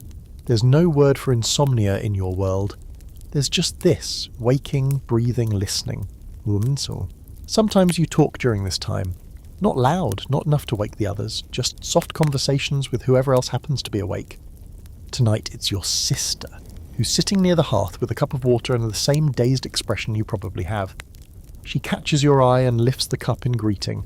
You get up, dragging your blanket around your shoulders like a cloak, and shuffle over to join her. You sit on the hearthstone, both of you staring into the embers like they're telling secrets. She speaks first, whispering, "Remember the time the snow came in through the roof?" You nod, and froze the stew while it was still in the pot. You both smile, barely. It wasn't funny then, but it's funny now. That's how it goes. You talk a little more. Not about anything big. Just scraps of memory. Plans for spring, gossip from the last market day. The warmth from the fire seeps into your knees, and for a while the cold recedes. It feels like you're wrapped in a bubble, just the two of you and the quiet flame. Eventually she yawns and pats your shoulder before heading back to bed. You stay a little longer, watching the logs shift and settle. Then you rise, stretch and crawl back under your blanket. Your body fits into the space you left. Still warm, still welcoming. The second sleep comes easier than the first. Your body remembers what to do. You exhale slowly, your breath curling in the dark, and feel the thoughts that filled your mind during your watch hour fade away. Outside the wind has softened. The pig has stopped snoring. The world has settled. At least for now. You close your eyes, and this time the darkness feels like a promise. Historical fact. Many medieval Europeans practiced segmented sleep, first sleep and second sleep, with a wakeful period in between, often used for prayer, chores or quiet reflection. Quirky fringe fact. Some medieval physicians believed the period between first and second sleep was the optimal time for conception, claiming the body was more relaxed and balanced. Debate spotlight. Modern historians continue to explore whether segmented sleep was universal or more common in certain climates, classes, or religious communities. Evidence suggests it was widespread but not uniform. A cough rumbles through the room, low and wet, and you stir under the layers of wool. Illness isn't polite here. It doesn't wait for spring or for a day when you feel strong. It creeps in with the winter chill carried on the cold wind nestled in the damp straw, clinging to your breath and your clothes. One sick person in a household can mean nights filled with worry, days spent nursing them, and the constant gnawing fear that they might not pull through. You've seen it happen before and you know the stakes. Tonight, it's your little sister who coughs. She shifts beneath her blanket, tugging it up to her chin, and her cheeks are pale despite the firelight. You slide over, careful not to jostle anyone else in the bed. Your hands hover over her shoulders, feeling for heat or cold. She's warm, thankfully, but weak. A small sniffle, a quiet groan, and you tuck the blanket closer, smoothing the folds. Every movement is careful, every motion matters. One wrong touch, one draft from the open window, and she could shiver herself into misery. Sickness changes everything. You've learned this the hard way. The fire has to be hotter, or at least closer. The blankets layered thicker. Rearranged constantly. Extra herbs are scattered near her head. Mint to ease her breathing, lavender to calm restlessness, a bit of wormwood just in case. There's no doctor coming tonight, no healer walking the frozen roads. This is your job now. Nursing through winter isn't glamorous, but it's necessary. You notice that everyone else has shifted slightly in response. Even the pig seems to be aware, moving closer to your sister's side as if it can feel the fragility of her warmth. Livestock and humans both seem to understand instinctively that survival tonight is a communal effort. Every body heat counts, every ember, every breath. You pull your arms around your knees and press yourself against her blanket, not just for the proximity, but for strategy. The more warmth you can share, the better her chances of staying well enough to face morning. Meals matter too. You think about the morning stew, simmered slowly over the hearth, too thin to be satisfying, but thick enough to keep the body fueled. Water is scarce, mostly frozen. The few drops in the jug must be rationed carefully. Enough to moisten food, enough to wash hands if necessary, enough for the sick. There's no luxury here, no flavoured teas, no hot chocolate, just water sometimes warmed, and whatever scraps of food remain. Nutrition and warmth are intertwined. Cold weakens, hunger weakens, sickness exploits weakness. You've learnt this lesson repeatedly, even clothing plays a role. You adjust your sister's shawl around her shoulders, tucking stray folds under her arms, smoothing it over her chest. Each layer is deliberate. Linen for softness, wool for insulation, a spare tunic for thickness. It's a game of temperature chess. Too much and she sweats. Dampness invites chills. Too little and frost settles. You feel every fold, every tangle of thread, and you try to anticipate what the next hour might demand. Outside, the wind presses against the shutters with renewed intensity. It rattles the thatch above, as if testing the house's defences. Snow has drifted against the walls again, forming small mounds where gaps in the foundation allow it in. You've noticed the patterns, how the wind always finds a crack near the floor, how it sneaks under doors if they aren't wedged, how the cold settles like mist around the hearth if the fire dies even slightly. Tonight, you're vigilant. You adjust a bundle of straw at the base of the door, pushing it tight against the gap. Every inch matters. You shift slightly in the bed, careful not to wake the others.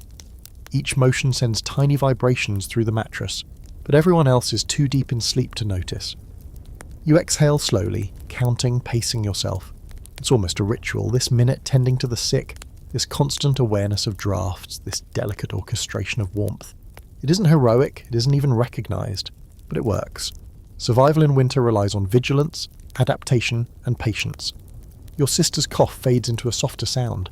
You press a hand against her back, feeling the steady rise and fall of her breathing. Relief settles in for a moment. Not complete relief, it never is, but enough to allow your mind to wander back to the fire, the bricks you tucked under blankets, the layers of wool waiting to be arranged. Everything is a network of strategies. The house, the bedding, the bodies, even the animals. They are all players in this nightly game against cold, fatigue, and illness. You pull your cloak a little tighter around your shoulders, adjusting the folds to trap heat. You glance at the embers, glowing faintly but holding enough promise to stave off the worst of the chill. And you realise something essential. In winter, nursing someone through illness is as much about heat as it is about care. Every layer, every ember, every shared breath counts. Every gesture is a lifeline.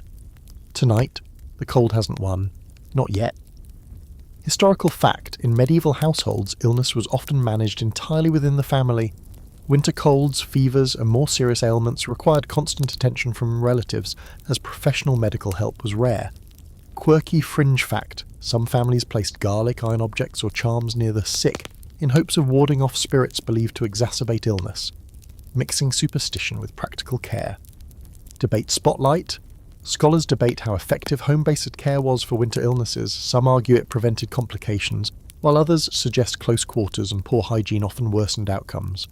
The days of famine winter are slow. Each one stretches longer than the last, weighed down by frost and scarcity. You wake in the pre-dawn, your body stiff and weak from sleeping in layers that are supposed to warm but can only do so much. Even the fire, coaxed alive every evening, can't fully erase the chill that settles in your bones after weeks of thin meals. Hunger gnaws quietly, insistent but restrained. It doesn't scream, it doesn't howl, it simply waits, a constant companion in the shadow of the cold. Breakfast is a muted affair. The stew simmers over the embers, thin and lumpy, mostly root vegetables. You stir it carefully, rationing every drop. There isn't enough for everyone to be fully sated, but enough to carry you to the next fire or the next chore. Every spoonful is a strategic decision. You glance around at the others. Your father sharpens a knife while keeping one eye on the fire. Your mother slices a bit of stale bread into the pot, and your siblings pull on whatever scraps of cloth they've layered around themselves, trying to trap warmth. You all move slowly like shadows in a dim hall, careful not to expend unnecessary energy. The cold outside is relentless. Snow drifts against the walls, forming small dunes where gaps in the foundation allow it to sneak in.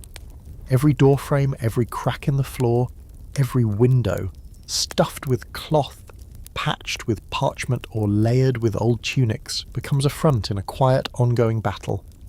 You walk across the rush-covered floor, checking each draft, pushing straw into gaps, rearranging rags. Each small adjustment is a small victory. It doesn't make the world warmer, but it keeps it tolerable, and that's enough. Hunger is strategic too. Every bit of food is measured, divided, calculated to keep the family alive. Some of it is hidden away, dried beans, a few root vegetables buried under straw to prevent freezing. You've learned to ration carefully. Even small indulgences, half a loaf of bread shared secretly, are weighed for risk.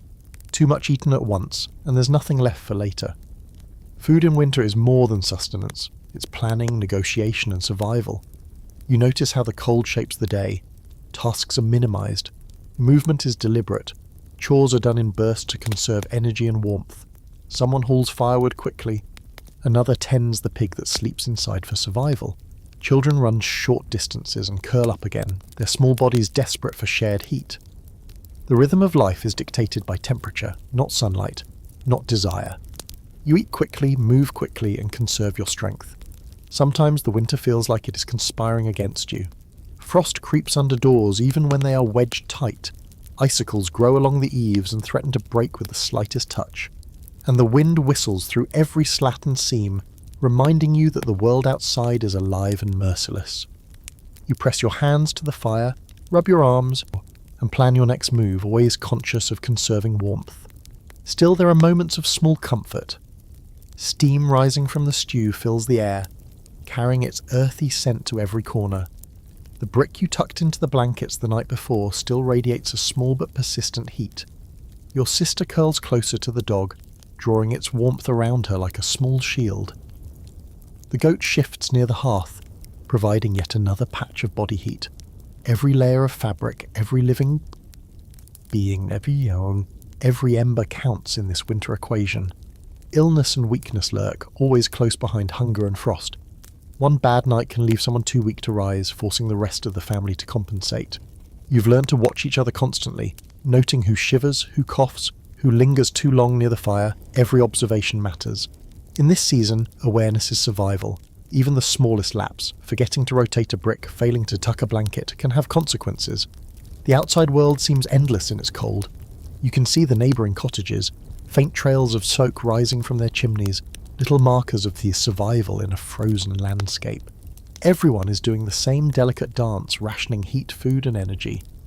Each household a miniature fortress against winter's relentlessness. And within your own walls, you keep your small domain secure, managing the fire, rotating warming stones, adjusting blankets, and keeping a watchful eye on the weak. By mid-morning, the body's rhythms settle into a careful balance between warmth and exhaustion. You eat, move and sit, always conscious of conserving heat. Each action is measured, each decision deliberate. There's no room for waste, no space for unnecessary exertion.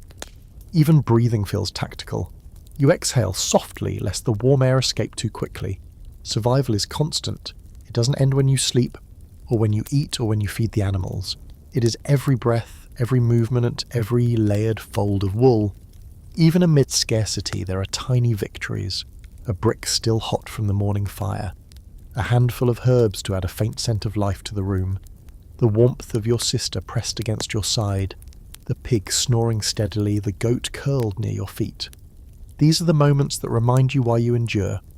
Winter is cruel, but together you find pockets of heat, small islands of comfort that carry you through until the night returns. Historical fact, during severe winter famines, medieval families often relied on minimal or rationed meals and careful heat management to survive, prioritizing the weakest family members first. Quirky fringe fact, some medieval peasants carried warmed stones wrapped in cloth throughout the day as portable heat sources, even when working outside. Debate spotlight. Scholars continue to discuss how much winter famine truly affected survival rates. Some evidence suggests entire regions survived on barely enough to stave off starvation, while others argue communal strategies and rationing mitigated most deaths. Life in the Lord's warm hall feels almost unreal compared to your cramped freezing cottage. You've been there only a few times, usually during market trips or special village visits, and each experience lingers in memory like a half-remembered dream. The walls are thick, yes, but unlike your stone and thatch home, they're polished and lined with tapestries that hang heavy, insulating both heat and sound. The floor is smooth and slightly springy, wood polished to a shine, unlike the packed earth of your own home that gathers cold like a sponge. Even the air is different. It smells faintly of incense, wood smoke and cooking spices, instead of the overwhelming mix of smoke, straw and livestock that dominates your cottage. The hearth is enormous. A roaring fire dominates the centre of the hall, large enough to light the room and warm every body in it. You notice luxury immediately. Logs stacked neatly, almost like an art installation, and a tray of coals nearby to add without effort. There's no careful rotation of bricks or heated stones here. The fire is constant, powerful, controlled. Standing near it, you feel almost dizzy at the sensation of warmth, like breathing in a rare and precious thing. Beds in the Lord's Hall are a revelation. They're elevated, carved from polished wood, and layered with thick feather mattresses that make the straw in your cottage feel medieval, even by your own standards. You can lie down without contorting your body to avoid the lumps, and the blankets are soft, heavy and dry. Feathers, not straw, cradle you. Curtains of rich fabric hang around the bed to trap heat, and to provide a little privacy, though in practice everyone still knows who is in each bed.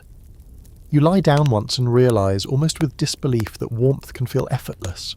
No heated stones, no layering beyond comfort, no constant worry about drafts. You press your hand into the mattress and feel the difference. The servants and attendants bustle quietly. They tend the fire, refill warming pans, and ensure the hall is organised without disturbing the occupants. You notice the efficiency. Heat, food, clothing, all meticulously managed. The contrast is staggering. Back home, your mother has to juggle every role: cook, fire tender, nurse, and even fashioner of insulation using scraps of fabric. Here, every task is handled by someone assigned specifically to it, with care and precision.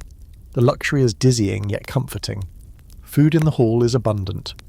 While your home survives on rationed stew, bread, and whatever root vegetables can be spared, the Lord's table is laden with meat, fresh bread, butter, and cheese. Spices, sometimes imported, add flavour to dishes that would otherwise be bland. Ale flows freely, often warmed to help stave off winter chill. It's not just survival here, it's pleasure. You watch a servant ladle soup into bowls without the careful measurement you're used to. Portions are generous. Hunger is optional, not mandatory. You notice the tactile details too. The floors aren't just smooth, they're polished to prevent the accumulation of frost indoors. Tapestries hang heavy, insulating the walls. The windows are glazed, letting in light without freezing the room. Even the doors are well sealed. Unlike the gaps and drafts in your home, everything is designed to maintain heat with minimal effort. In your cottage, warmth is a struggle. Here, it feels almost effortless. The family beds are large enough for multiple members to sleep together without discomfort. Unlike your cramped, shared straw mattress, here everyone has a personal corner, layered with linens and pillows. Curtains can be drawn to trap heat, and servants adjust the blankets while you sleep. Even the floor beneath your feet is heated subtly by the large hearth, radiating warmth throughout the room. For the first time, you understand what it means to live in winter without constant vigilance. But it isn't perfect. There's still debate among the nobles about heat management. Some insist on keeping the fires roaring all night, while others argue for lower embers to prevent smoke and conserve wood. Even here, winter requires compromise and foresight. The difference is simply that they have resources and personnel to implement strategies, rather than relying entirely on ingenuity and shared body heat. Despite the comfort, there's an odd sense of tension. Guests and servants move quietly, always aware of their place. Heat is abundant, but hierarchy is ever present. You feel warmth and privilege, but also a strange weight. The luxury is palpable precisely because it's controlled, parcelled, and never entirely yours. You compare it silently to the free but bare warmth of your cottage, where survival is a joint effort and no one can hide from responsibility. By the time you leave the hall, your skin tingles from the abundance of warmth, your mind buzzing from the contrast. You think of your own fire, your own bricks, your own lumpy mattress, and your layered wool, and a strange appreciation settles in. The Lord's Hall may have warmth without effort, but your home has warmth earned. Every night survived in winter, every brick rotated, every blanket tucked, is a testament to resourcefulness and resilience that no tapestry can replicate. Historical fact: noble and wealthy households often had glazed windows, thick tapestries and large, elevated beds with feather mattresses, creating a warm and comfortable environment far beyond that of peasant homes. Quirky fringe fact: some lords placed warming pans, metal dishes filled with embers, directly into feather beds at night to preheat them, creating an early version of a heated mattress. Debate spotlight. Scholars debate whether such luxurious heat management was widespread in urban merchant houses or largely confined to rural nobility. Evidence suggests substantial variation depending on wealth, region, and winter severity. Monks have a different relationship with winter altogether. You've walked past monasteries and abbeys during the season and noticed the distinct quiet of those places, even compared to the rest of the village. Their cells are small, often just enough room for a bed, a writing desk, and a few personal items. The walls are stone, bare and cold, and there's just no hearth in most individual rooms. Heat is scarce, rationed and communal, with only the main hall offering warmth from a central fire. Winter here isn't a luxury, it's a test of endurance, discipline and faith. Every shiver is a reminder that comfort is secondary to spiritual goals. You've seen the monks in their winter habits: thin wool robes, sometimes layered, sometimes not, with simple caps to retain what little heat their bodies can conserve. They sleep close to the floor on straw-filled mattresses or mats. No feathers, no extra blankets, no heated bricks.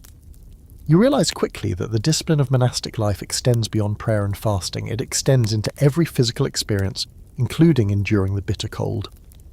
Even when everyone in the village shivers, monks often sleep in near silence, training themselves to tolerate discomfort as a form of spiritual practice.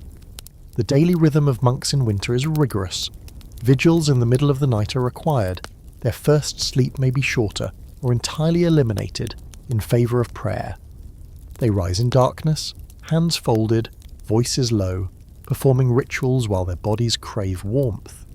You imagine what it's like to be awake in that still, cold cell, the stone biting into your back, the floor hard and unyielding.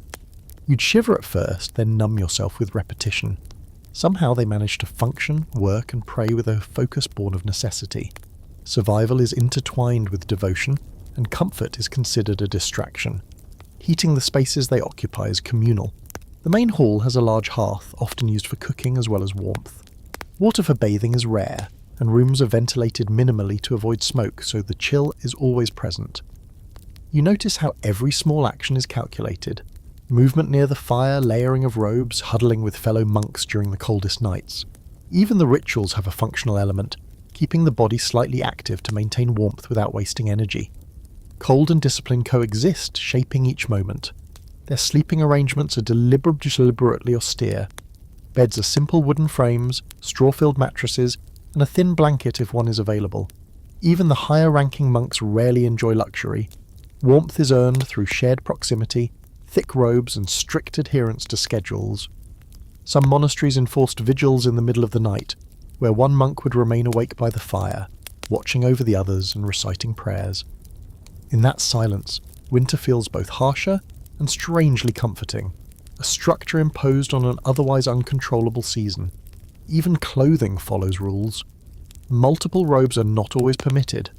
A monk may wear 1 or 2 layers, relying on physical activity, proximity to others, and sheer tolerance to survive. Caps and hoods retain heat, as do gloves when available, but nothing compares to the layered blankets of peasant homes or the feathered luxury of noble beds. You realise how profoundly temperature influenced spiritual practice. Cold wasn't merely endured, it was a tool for discipline, humility, and self-control. You notice the contrast to your home. In your cottage, survival is communal but practical.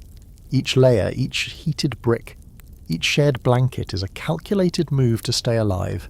In the monastery, warmth is intertwined with ritual and endurance. Cold becomes moral instruction. You imagine lying awake in the straw, counting breaths and murmuring prayers, your body rigid but your mind alert. Discipline replaces instinct. Necessity is moralized. You wonder how often monks actually sleep through the night versus sitting in silent vigil, listening to wind and snow. Despite the austerity, winter has moments of beauty in monastic life. Sunlight filtering through high, small windows casts pale lines across stone floors.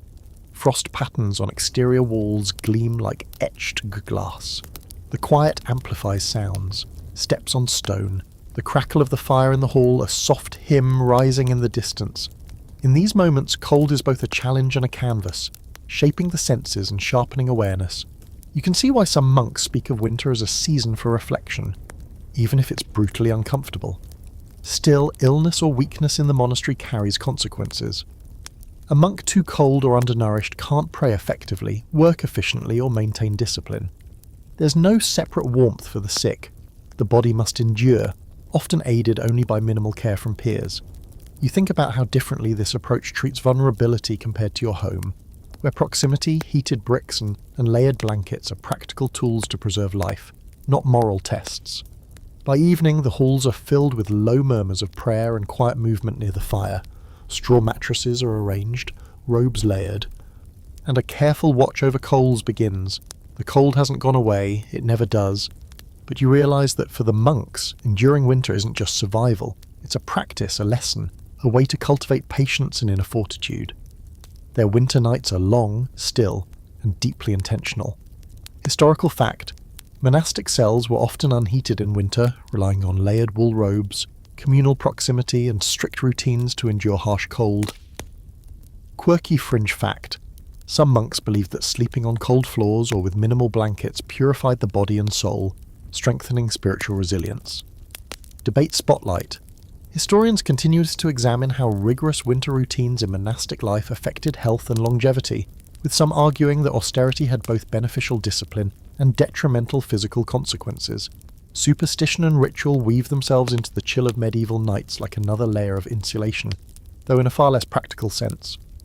You've noticed it in your own family and the village around you. Charms tucked under pillows, herbs hung over beds, tiny bottles filled with curious mixtures of nails, hair, and sometimes coins.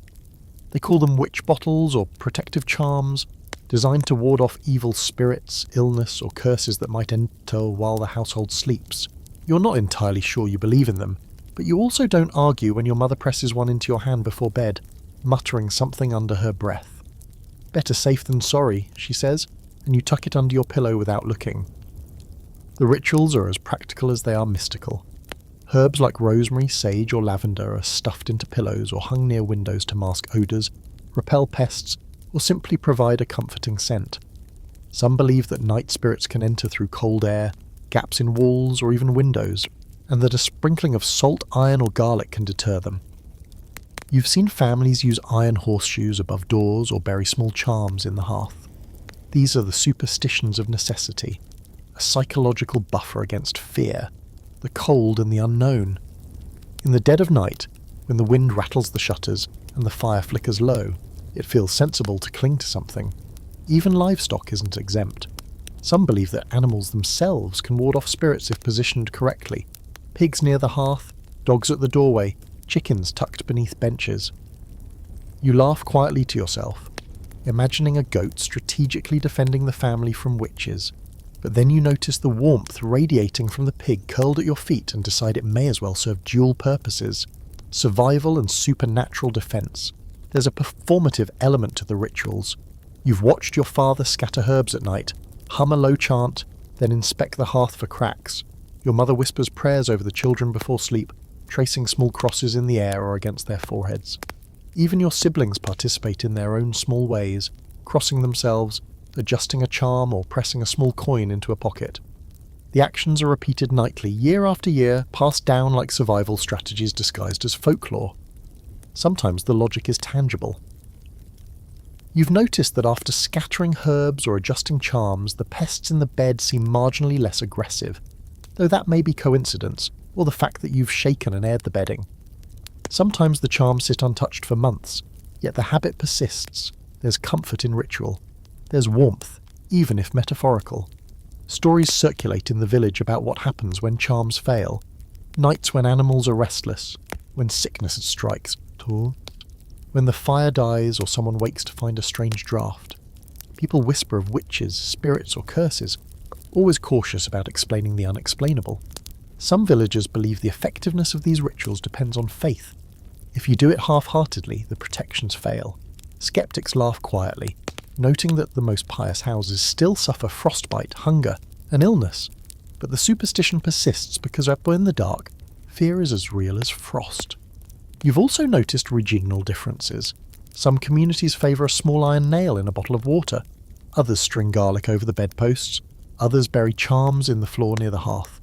The intent is the same: preserve life, maintain warmth, and prevent harm from forces beyond control. In winter, these rituals create a rhythm to the night, a sense of order where otherwise there is only cold, darkness, and uncertainty. Even monks aren't immune. You've heard tales of abbeys where small charms or protective herbs are used alongside prayer, blending faith and superstition. The difference is that in monastic settings, these practices are structured and codified, integrated into routines of prayer and vigilance.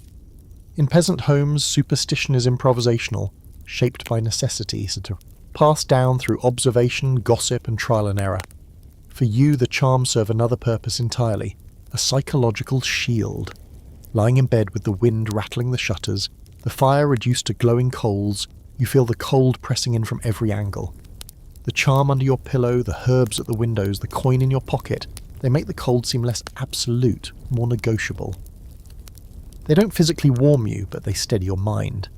You know you're doing everything in your power, tangible and intangible, to survive the night. And when you drift towards sleep, the charms, the herbs, the rituals, all of them offer the one small, undeniable gift: reassurance. In a world where frost bites, hunger persists, and illness looms, reassurance is warmth. Historical fact: medieval families often used witch bottles or protective charms placed near beds or hearths, intended to ward off evil spirits or misfortune during long, harsh winters. Quirky fringe fact: some bottles contained human hair, nails, and sharp objects, believed to trap or repel malevolent entities, combining superstition with tangible household objects. Debate spotlight.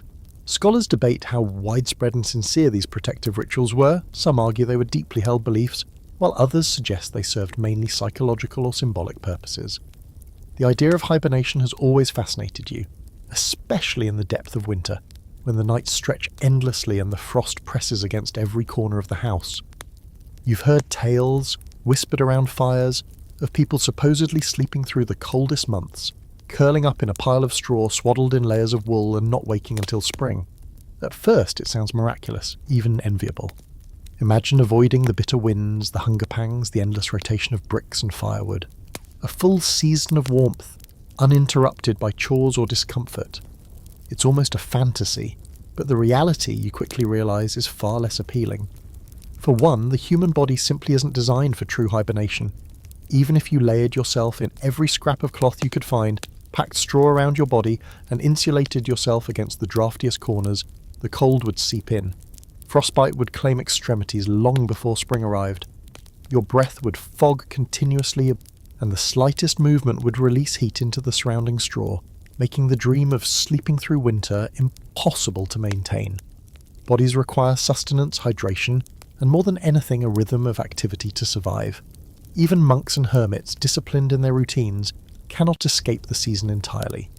Still, there are documented instances of extreme winter practices.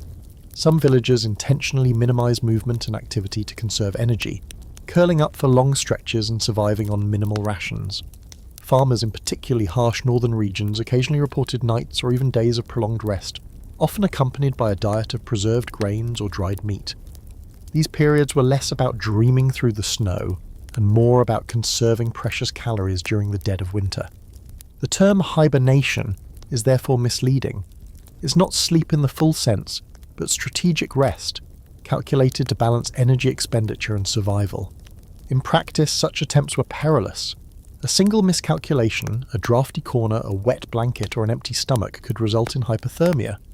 Families often intervened, rousing one another to stoke fires, feed children, and rotate positions in bed. Even the most disciplined hibernators could not survive entirely in isolation. Communal warmth, body heat, and tending to the fire were essential, which explains why the stories you've heard are probably exaggerated or romanticized over time. Still, the legend persists. People like the idea of sleeping through misery, even if only in their imaginations. You watch the fire flicker and think about your own winter nights, the bricks, the layers of wool, the animals tucked in around the edges of the room. They are your version of hibernation, a controlled attempt to survive the season with as much warmth and minimal energy loss as possible. You imagine curling into that bundle, closing your eyes, and letting hours pass without moving while the pig snuffles softly nearby and your sister clings to her blanket like a talisman. For a moment it feels like magic, warmth retained without conscious effort. But you know the truth. Winter cannot be fully escaped. You can only endure it strategically, hour by hour. Even the monks, disciplined and prayerful, cannot fully suspend the rhythms of life. Vigils, chores and fasting demand movement. Their cells are small, cold and minimally insulated, requiring awareness and adaptation at all times. The legend of uninterrupted sleep in winter exists more as a story to inspire endurance than as a practical reality. It tells of human resilience, the desire to overcome hardship and the longing for a reprieve from cold and hunger. For you, the lesson is clear. Survival is measured not in uninterrupted sleep, but in careful planning, shared warmth, and attention to the smallest details. Sometimes during your first or second sleep you lie awake and imagine the possibilities. Could a human truly hibernate like a bear? Could you, wrapped in layers of wool, insulated by straw, lie still for weeks and wake with the world transformed? Your mind wanders, tempered by the practical knowledge. The cold always finds its way in, hunger always calls, and even if your body could endure the frost, the mind would grow restless. True hibernation, you conclude, is not for humans. It is a dream, a metaphor for survival rather than a feasible strategy. But the dream has its value. It inspires techniques, layering clothing, insulating the bed, piling blankets, tucking in warmed stones. Every method used to sleep through winter is rooted in ingenuity, experimentation and experience. And even if no one ever truly hibernates, the rituals, strategies, and adjustments developed in pursuit of that dream become tools for endurance. That's why tales of winter sleepers persist. They are less about literal truth and more about survival wisdom encoded in story. Historical fact: true hibernation is physiologically impossible for humans, though medieval accounts often describe prolonged winter rest or minimal activity as sleeping through winter. Quirky fringe fact: some northern European communities reportedly encourage children to remain curled in straw beds for extended periods during severe cold, believing minimal movement preserved life energy. Debate spotlight: scholars debate whether historical hibernation accounts reflect literal practices, exaggeration, or a symbolic way of describing energy conservation during harsh winters. Ale and other warm drinks play a surprisingly vital role in medieval winter survival, far beyond their role as simple indulgences. You've seen it in your own household. When the frost bites harder than usual and the night stretches endlessly, a small mug of ale or cider provides more than just flavour. It's a psychological boost, a minor source of warmth, and for adults, a way to relax muscles stiff from sleeping in lumpy straw and layered wool.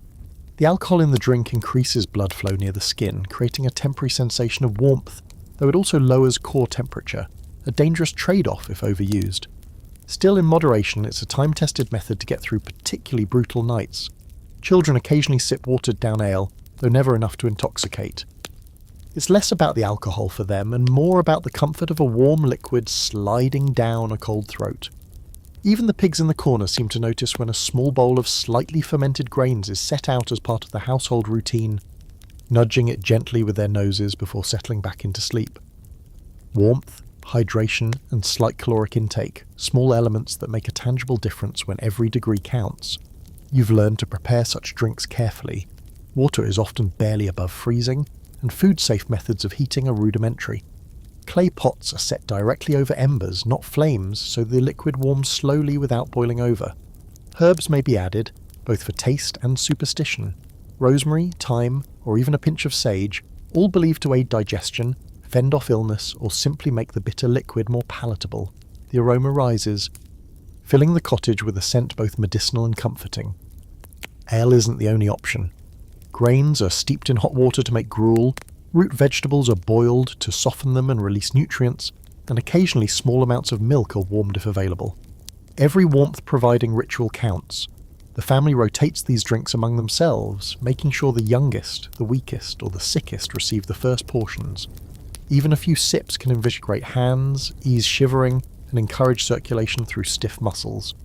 And while the effect on core temperature is temporary, the psychological impact is profound. A warm drink, held carefully in mittened hands, creates a sensation of control in a world dominated by the whims of frost, wind, and winter darkness.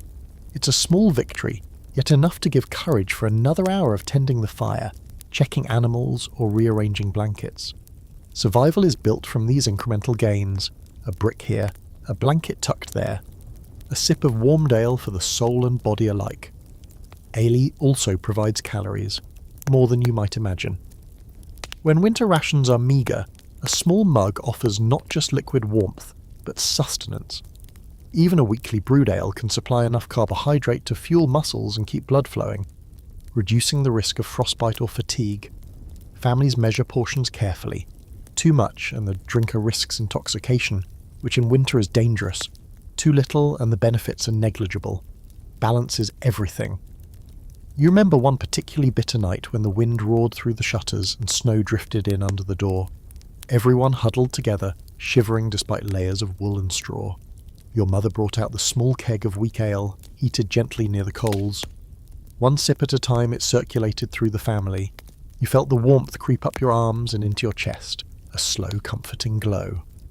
The pig even lifted its head to sniff at the cup, as if to acknowledge the magic of fermented warmth. That night you slept better than usual, feeling the ale's comfort extend beyond mere temperature. Of course, scholars debate the real efficacy of warm alcohol for winter survival. Some argue it's largely symbolic, a psychological crutch. Others contend that small doses genuinely improved circulation and morale, which could make the difference between shivering through the night and enduring it. Either way, it became a ritual, integrated into household routines, repeated nightly when conditions demanded. You sip your own mug now, feeling the liquid crawl down your throat, carrying warmth into your chest. It doesn't remove the cold entirely, nothing can, but it eases the tension in your shoulders, quiets the nagging ache in your knees, and reminds you that survival is always a combination of physical strategies and psychological reassurance. One sip at a time, winter becomes just a little more bearable. Historical fact, medieval households often consumed warm ale, cider, or weak beer during winter months, as both nutrition and minor warmth, particularly when food rations were minimal. Quirky fringe fact, some villagers believed that drinking ale warmed not just the body, but also protected against evil spirits entering through the night air. Debate spotlight. Scholars debate the physiological benefits of warm alcohol in cold climates. Some evidence suggests moderate consumption aids circulation, while excessive intake increases the risk of hypothermia. Night chores aren't glamorous. They never were, and you know better than to expect otherwise. In the dead of winter, the fire needs tending constantly. The pigs, chickens, and goats must be checked to ensure they remain safe and warm. Doors and shutters need a final inspection to prevent drafts. Every movement feels amplified in the dark, cold room, as if every breath and shuffle announces your presence to the frost. You move deliberately, almost silently, carrying out a small basket of firewood, a handful of straw, and a measure of herbs for the bedding. The choreography is practiced and precise, honed over years of winter nights where a single misstep could cost warmth or comfort. The hearth is the first priority. You poke at the coals, coaxing sparks to life, and arrange a small log to keep the embers alive for the hours to come. Fire isn't just heat, it's survival. Its light reveals the faint glint of frost along the window edges, and the slight tremor in the straw mattresses, evidence of the night's chill still lingering. You shuffle through the room, careful to avoid elbows, blankets, and the occasional animal sprawled inconveniently in your path. Each chore is deliberate. Too fast, and you risk misplacing a brick or spilling a pan. Too slow, and the cold seeps in. The animals require attention next. The pig grunts as you nudge her into a slightly better position near the hearth. Chickens rustle beneath the bench, their warmth marginally contributing to the room's temperature. The goat, as always, occupies no designated space and moves according to whim, nudging blankets and disrupting your careful arrangements. You reposition each animal, adding a few handfuls of straw beneath them for insulation, making small adjustments that collectively make a significant difference. Even the smallest creature matters in winter, their body heat shared among the family as a natural supplement to the fire. You check the windows and doors, pressing rags and scraps of fabric into the smallest cracks. Drafts are relentless. Snow has drifted slightly against the threshold, and you wedge a chunk of straw to block it. Every patching action is a negotiation with the cold. Each success is temporary but critical. You've learnt that survival depends on persistence, not perfection. Even when the wind howls like a living thing outside, a well-placed draft stopper, a tightened shutter, or an extra blanket can tilt the night in your favour. Next, you move to the bedding. Bricks are rotated, heated, and tucked back into the straw mattress or blanket layers. A small bundle of herbs is sprinkled near the head of the bed. These rituals are part superstition, part practicality. The warmth of the bricks and the scent of herbs both comfort the body and steady the mind. The mattress is lumpy, straw shifting under the weight of sleepers, but your careful adjustments maximize comfort for everyone, particularly the youngest or weakest. These nightly chores may seem minor, but they represent the difference between surviving and succumbing to the cold. You pause to survey the room. Everyone is mostly asleep, bodies huddled under blankets and cloaks, breathing fogging faintly in the dim glow of embers. The pig has settled again near the hearth. The goat lies with its head resting against a pile of straw. The children curl closer together, sharing warmth as instinct dictates. The fire crackles softly, an auditory reminder of the tenuous line between comfort and frost. You feel a sense of quiet accomplishment. It's small, but in winter, small victories matter immensely. Even with experience, vigilance is key. You know the rhythm of the night, when the fire dies down, when the youngest shifts in their sleep, when the wind finds a new crack in the wall. Your body moves through these tasks with practiced awareness, every motion intentional. Winter in a medieval household is a continuous ballet of adjustments, a ceaseless negotiation with temperature, draft, and fatigue. Nothing is permanent, but everything counts. You return to your own space, brushing straw from your sleeves. The layers of wool, blankets, and bricks are readjusted. The room feels slightly warmer. You sink back into your spot, feeling the residual heat from the fire and animals. The chores are done for now. The room settles into silence once more, punctuated only by the occasional snort, grunt, or creak. Your body relaxes, knowing you've done what you can to maintain warmth for yourself and the family. In this way, survival is both physical and mental. Winter is relentless, but careful attention, shared warmth, and repeated effort create moments of comfort. The night remains long, but you have tools, rituals, and strategies to navigate it. You close your eyes, aware that tomorrow will demand the same vigilance. But for now, you allow yourself the brief luxury of rest. Historical fact: peasant families often divided winter night chores among members to maintain fire, bedding, and animals, crucial for survival during extended cold spells. Quirky fringe fact: some medieval households tied small bells to goats or pigs indoors to alert sleepers if animals moved into unsafe areas, combining practicality with a touch of superstition. Debate spotlight: Scholars continue to discuss the extent of night vigilance in medieval homes, with some suggesting constant monitoring was common, while others argue that families relied heavily on shared body heat and instinctual adjustments. Evening descends with its familiar chill, creeping in under doors and through window cracks despite your careful preparations. The world outside seems quieter, though only superficially. The wind whistles over the frozen fields, rattling shutters and driving loose snow against the walls. You can hear it in the silence between the flickers of firelight. Inside, every breath, shuffle, and whisper feels amplified. Winter nights are long and unforgiving, but this is where survival takes shape, not in heroics, but in small, deliberate acts repeated night after night. You check the fire first, as always. The coals are faintly glowing, not enough for full warmth, but enough to reignite with a single log. You poke gently, coaxing the embers, feeling the heat slowly radiate back into your fingers and chest. The room already feels slightly more alive, though still cold by modern standards. Even the bricks tucked into blankets are only warm enough to provide comfort near the skin, not to banish the chill entirely. You've learned to treat warmth as something borrowed and finite, not permanent. Next, you inspect the bedding. Bricks are rotated carefully, shifting them to places where they can radiate heat efficiently. You adjust the layers of wool, tucking edges under and between sleepers to minimize gaps where cold could sneak in. The straw mattress is beaten lightly, making the lumps less pronounced, and you smooth blankets where they've slipped during the day.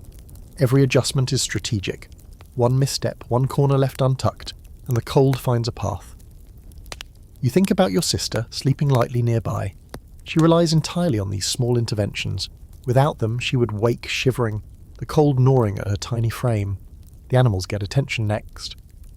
The pig snuffles softly near the hearth, and you rearrange a few handfuls of straw beneath her to ensure she remains insulated. The chickens huddle under benches, feet tucked beneath feathers, and you prod them gently to keep them within a warm cluster. The goat stretches, yawns, and moves as it pleases, but you manage to redirect it so it doesn't disrupt a carefully arranged blanket pile. Each animal contributes to warmth indirectly, and you treat their positions as carefully as you do the fire or the bricks. You scatter a few herbs near the pillows, a mix of sage, lavender, and rosemary, to keep pests at bay and provide a comforting aroma. Perhaps it works partially in superstition, partially in reality. In a world with lice, fleas, and bedbugs lurking in straw mattresses, every small precaution counts. Some nights you've even placed tiny iron objects near the bedding, echoing old beliefs that they repel evil spirits. Logic and ritual intertwine seamlessly in winter. A pinch of rosemary is both smell and shield.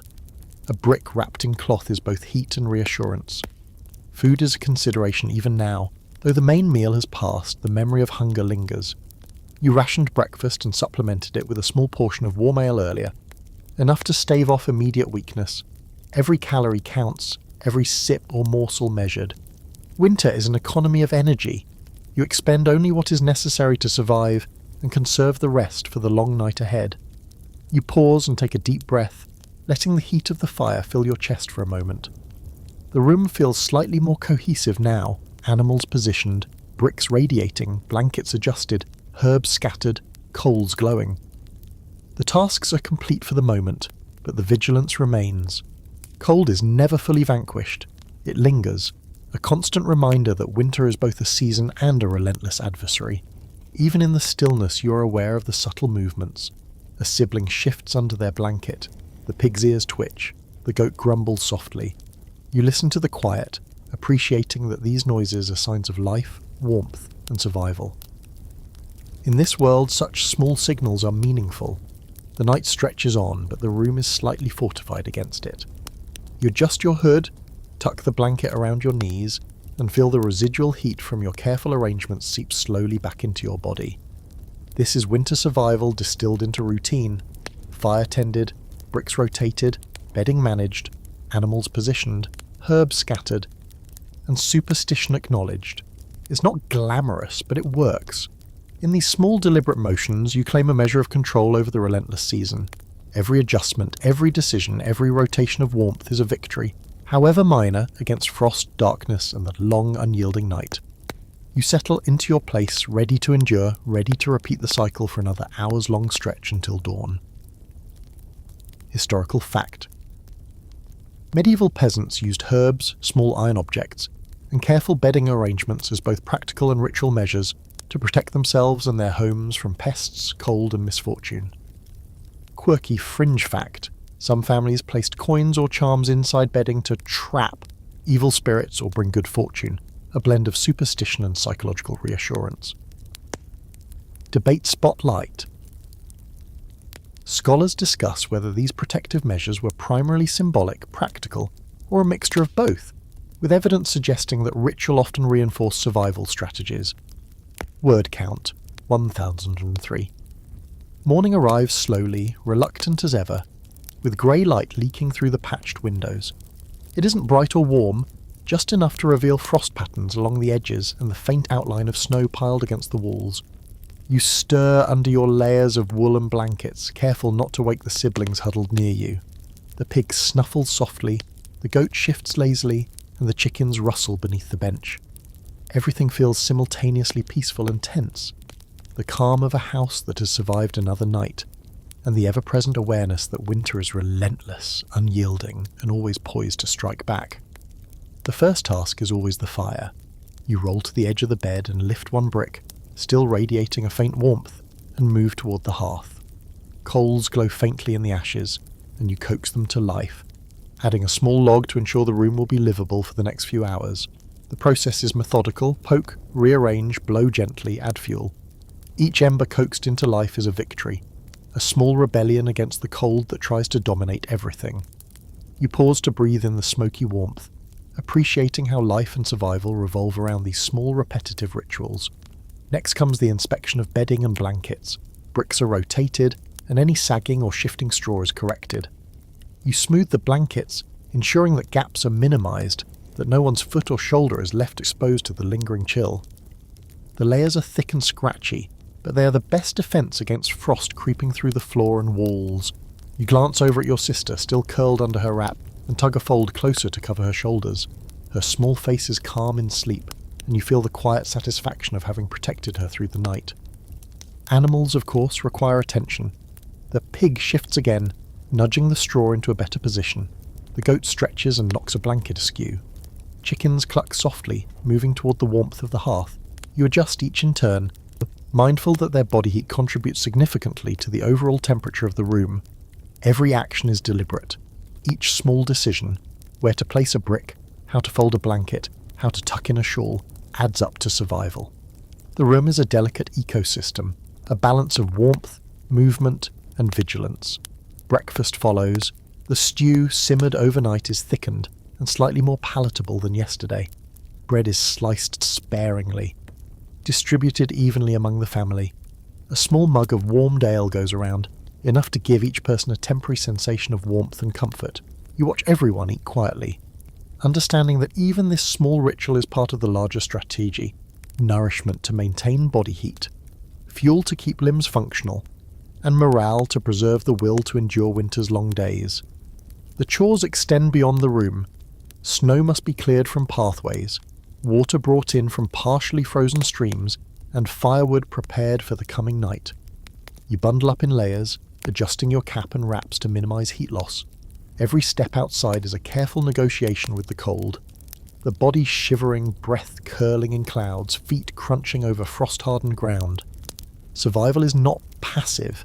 It requires constant movement, strategy, and awareness. By midday, the house has settled into a fragile rhythm. The fire burns steadily, the animals are positioned optimally for warmth, and the family rests or performs quiet chores. You reflect on the strategies that make this survival possible. Shared body heat, layered clothing, warmed bricks, insulated bedding, attentive care of animals, small rituals, and superstition. Each contributes to a tapestry of endurance carefully maintained over generations. Even as you rest, the knowledge persists. Winter is long, relentless, and unforgiving. But every night survived, every chore completed, every small victory over frost and hunger builds resilience. You recognize the extraordinary effort embedded in what seems ordinary: breathing in rhythm with the fire, adjusting a blanket to trap heat, rotating bricks for warmth, checking on the smallest sibling, and ensuring that every living thing under the roof remains protected. In this moment, you feel the full weight and value of these practices. Warmth, once taken for granted in stories of noble households or distant lands, is here something tangible, earned through effort, vigilance, and care. Survival through winter isn't about comfort, it's about calculation, observation, and consistent action. Each night is a battle won, each morning a testament to human ingenuity, persistence, and resilience. Historical fact: peasant families in medieval Europe relied on careful coordination of fire, bedding, animals, and clothing to survive harsh winters, emphasizing communal strategies over individual comfort. Quirky fringe fact: some households used small heated tran pans or bricks to pre-warm beds, and even rotated livestock indoors to maximize body heat, a practical and slightly chaotic method of survival. Debate spotlight. Scholars continue to discuss the efficiency and prevalence of winter survival strategies among medieval peasants, with some arguing that ingenuity and communal effort were critical, while others suggest that luck and local resources played a larger role. And so, as the sun rises higher and the day stretches on, you finally allow yourself a moment to breathe. The cold hasn't vanished, of course. It never fully does in winter. But the immediate threats have been managed. The fire burns steadily, radiating warmth into the room. Bricks, strategically rotated, hold residual heat in the blankets. Animals are positioned near the hearth or on carefully arranged straw, each contributing their own body warmth to the delicate ecosystem you've maintained through the night. It's a fragile balance, but for now, it works. You lean back, taking in the quiet triumph of surviving another long, bitter night. You think of the layers of wool, the patched blankets, the warming bricks, and the herbs tucked carefully among the straw. Each element represents ingenuity, adaptation, and the wisdom passed down through generations.